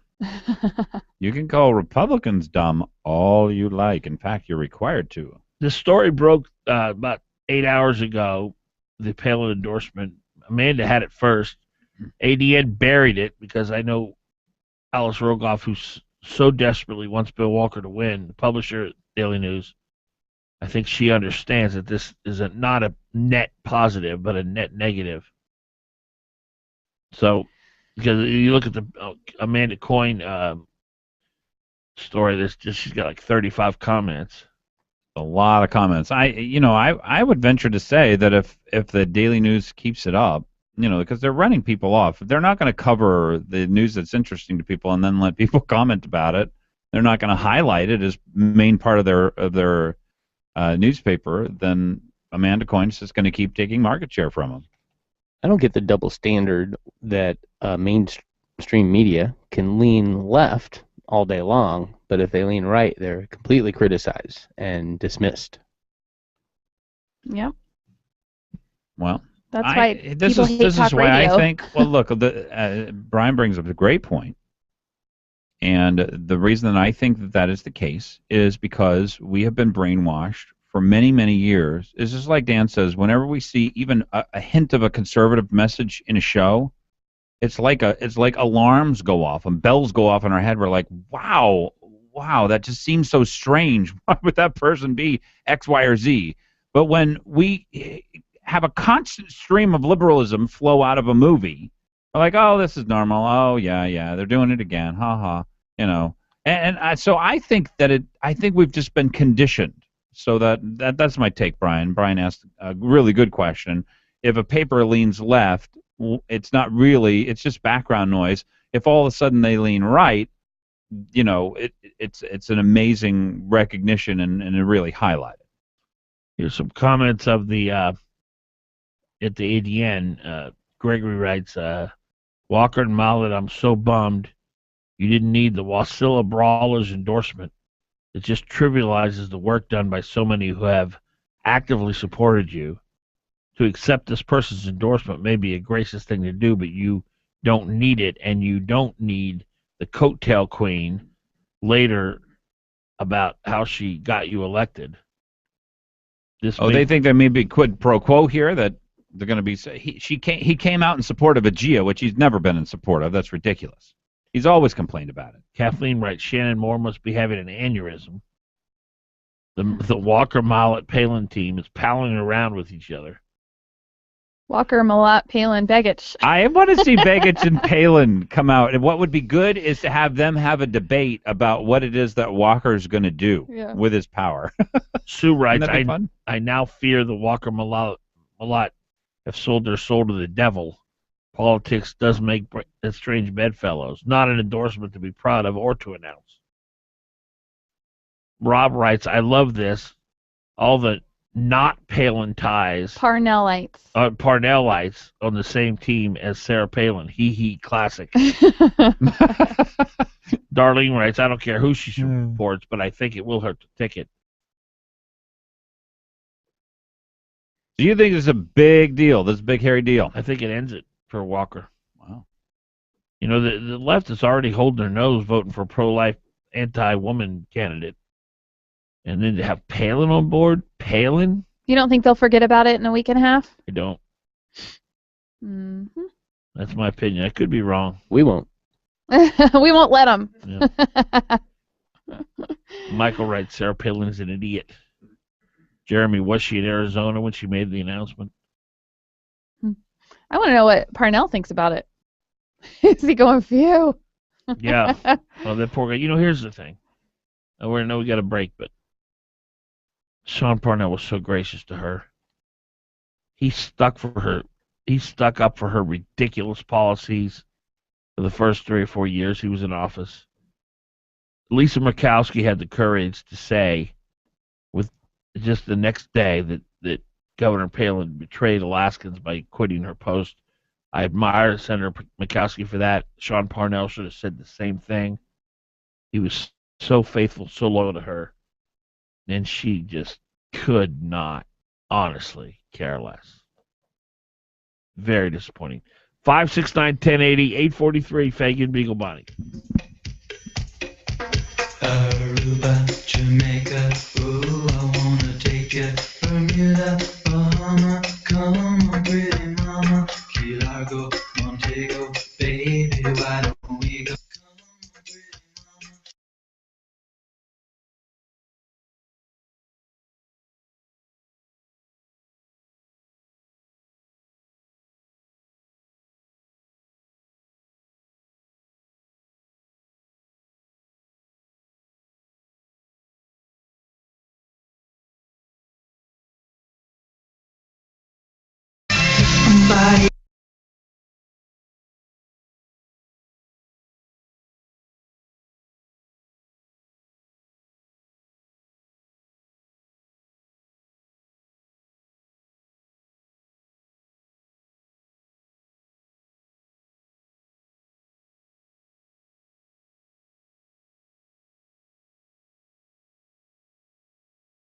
6 years ago, we took a chance on Mark Begich. Begich promised us he'd be an independent voice for Alaska. Instead, he's voted with Barack Obama 97% of the time for Obamacare, wasteful spending, and trillions in debt. Begich supported them all, even though they hurt Alaska. 6 years ago, Begich promised to fight for ANWR. 6 years later, ANWR is still closed to exploration, and Begich stood by as Obama's overzealous EPA hurt Alaska. Instead of taking responsibility for his failures and broken promises, Begich is running a vicious campaign with attacks called some of the most dishonest and inflammatory of the year. We gave Mark Begich a chance. He gave us a record of Obamacare, wasteful spending, and broken promises. We can't afford 6 more years of Mark Begich. Alaska needs a change. American Crossroads paid for and is responsible for the content of this advertising, not authorized by any candidate or candidates committee. www.americancrossroads.org. Harry Crawford looks to be... That's it. Your time is up. I'm Senator Kathy Giesel. It's time to set the record straight. Only in an election year would you hear someone paint a $52 million funding increase as a cut in education funding. Only in an election year would you hear that a $2 billion cut was actually a budget increase. Only in an election year would you hear someone claim they work hard to keep your energy bills low. All the while, Harry Crawford's first vote on the Chugach Electric Board was to vote himself a raise. It's reflective of a candidate who has no record of accomplishments, no ideas, and no desire to serve you. Alaskans deserve better than that. I'm Senator Kathy Giesel, and I'll continue to do the hard work necessary to improve education outcomes, keep energy costs low, and make sure generations of Alaskans will have the jobs they need. That's my no-nonsense promise to you. Paid for by re-elect Senator Kathy Giesel, Anchorage. There's more terrible news coming out of the Parnell administration. We know that Parnell stalled an investigation about sexual abuse in the Alaska National Guard for 4 years. Parnell stalled, and women suffered because of it. Now he's firing and rehiring generals all within a 24-hour period. Public information requests are being denied. Parnell may be Commander-in-Chief of the Alaska Guard, but his political needs are derailing the chain of command. It's the troubling pattern of the Parnell administration. Powerful interests receive attention, but ordinary Alaskans are not getting the attention they deserve. The more we learn about Parnell's inaction, the more troubling it becomes. It's time for a change. Paid for by Alaskans for Walker Malott. This notice to voters is required by Alaska law. We certify that this ad is not authorized, paid for, or approved by the candidate. Top 3 contributors are Alaska A. 727-5928. You're on with Fagan and Biegel. East 68th Avenue in Anchorage. Fagan, Biegel.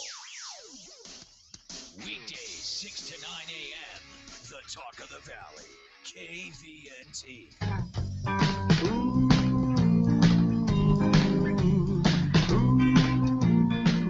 569-1080, Fagan, Biegel, and Bonnie on a Thursday afternoon, the 23rd of September. 8:48 is the time. Again, our number, 569-1080, 569-1080. Let's go to Ronnie. Ronnie, you're on. Good morning. Morning. So, like, another angle to this is if something was to happen to Mr. Walker, say he became governor and something happened or he stepped down, like Sarah Palin did, so then that means that she's supporting a ticket where the Democrat, who she's supposed to be against every social issue that he's for, would step into the governor's office, and she's okay with that? That's the sum of it, Barney. And, you know, even if, you know, I don't know where Bill Walker is this week on the life issue. I know he's gone from I won't do anything about life or to protect the innocent baby inside a mother's womb, or I will protect the baby. I don't remember what his last position on that was. But oh, my goodness. I mean, he's against Pebble Mine now, so Sarah Palin now supports a candidate who's against Pebble Mine. Well, and just as a reminder, I mean, this is off topic a little bit to Alaskans out there. I would like to know how many actual Alaskans have those fishing permits in Bristol Bay. Very small percentage. Yes, exactly. So when they're talking about jobs for Alaskans, aren't they actually talking about jobs for people from outside the state? Well, let me just say this, and you know, I'm in a really bad mood, so I'm going to go ahead and speak my mind. I just believe Sarah Palin has always been and always will be. I won't say always will be. I'll say this. Sarah Palin has always been, and she may very well change. But I've seen nothing, no evidence to show up to this point, October 23rd, that she has been about anything but herself. True. When Sean Parnell undid her policies, she took it personally, Yes. and revenge was her goal. It's what drives her.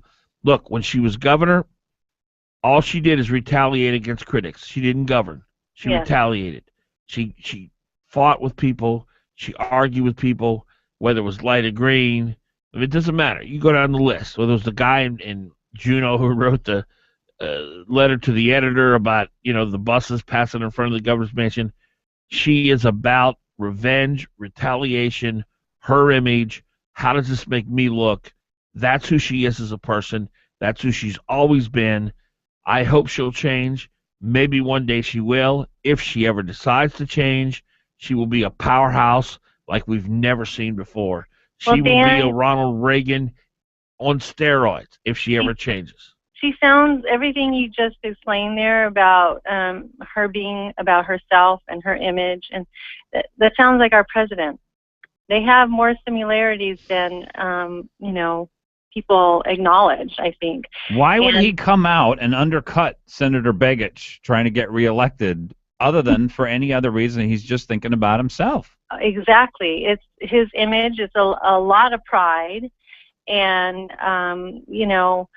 it's just amazing. I just feel like our country is in bizarro world right now, and everything is backwards, and right is wrong and wrong is right. And it's I'm offended by your opinion, but if you're a Christian and have an opinion, we're not allowed to be offended. And it is very difficult, but at the same time, I feel like it's telling conservatives, you know what, it is important to vote, and we do need to stand up. We don't have to push, but we have to stand. And people have to start standing, and if people are offended, well, let them be offended. That's their personal problem. And, I just feel like more conservatives, more working everyday people trying to support their families and just get through life, they need to start speaking up a little bit more. Our freedoms are going away slowly, law by law, but when the Democrats are in there, it just happens so much faster. Well, look at how they've just, we have our state constitution, and marriage was defined as one man and one woman, and it almost made my head spin how fast that has just changed, and they've taken away the state's rights. It's amazing. And already people are being forced to do things they don't want to do, or else they're out of business. Yes. Or they're in jail. And so, in other words, again, the squeaky wheel gets the grease, and the silent majority just lets it, well, I shouldn't say let it happen, but I think we just need to speak our minds more. Yes, I think Ronnie, the silent... I hope what you do is, I hope you go out and decide that school choice is really important, because this is the value system of our teachers, National Teachers Union, not of our teachers who are here locally, but the National Teachers Union. And slowly but surely, their culture and their value system will be your kids, and you won't recognize it. Well, all my kids went through the Anchorage School District, and I volunteered a lot, so much to the point they offered me a job. So I worked in the classroom, and I saw the changes happening, things that I never thought would even happen in Alaska. And it was difficult because a lot of the teachers, not all of them, but some of them, you would get a lot of pushback when they were trying to redefine history. And also, my grandkids now are homeschooling, and I am all for school vouchers. And I don't think that just because you live in a certain neighborhood, when we live in a capitalist society, that, well, you live in this neighborhood, you go to this school, whether it's good, you live on a rich side or of town, you get a good school. You live on a bad side of town, sorry, you don't get no choices. You're stuck here. We'll tell you when you can what kind of school you'll get. That doesn't sound like America to me.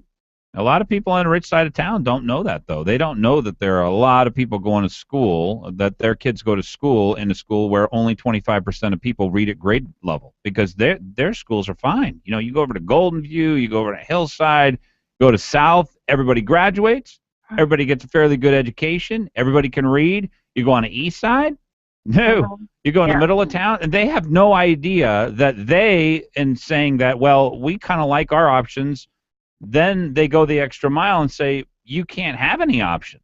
Wow, what a way to live. I think that the sleeping giant needs to be woke up again. That's right. The silent majority needs to make some noise. Yes. Well, thank you, folks. Thank you, Ronnie, for the call. 569-1080. Glenn, am I wrong about Palin being about herself? No, I don't think so. I see Walker, who I'm pretty positive has never supported a Gia. I can't imagine him. 2 days ago, he said he favored it. 2 days ago, saying the first time we've heard that. Yeah, it's the first time I've ever heard that, and I can't imagine that he ever would, because it was a terrible law and is exactly the opposite of what he said he wants to do. His proposal was rejected under a Gia.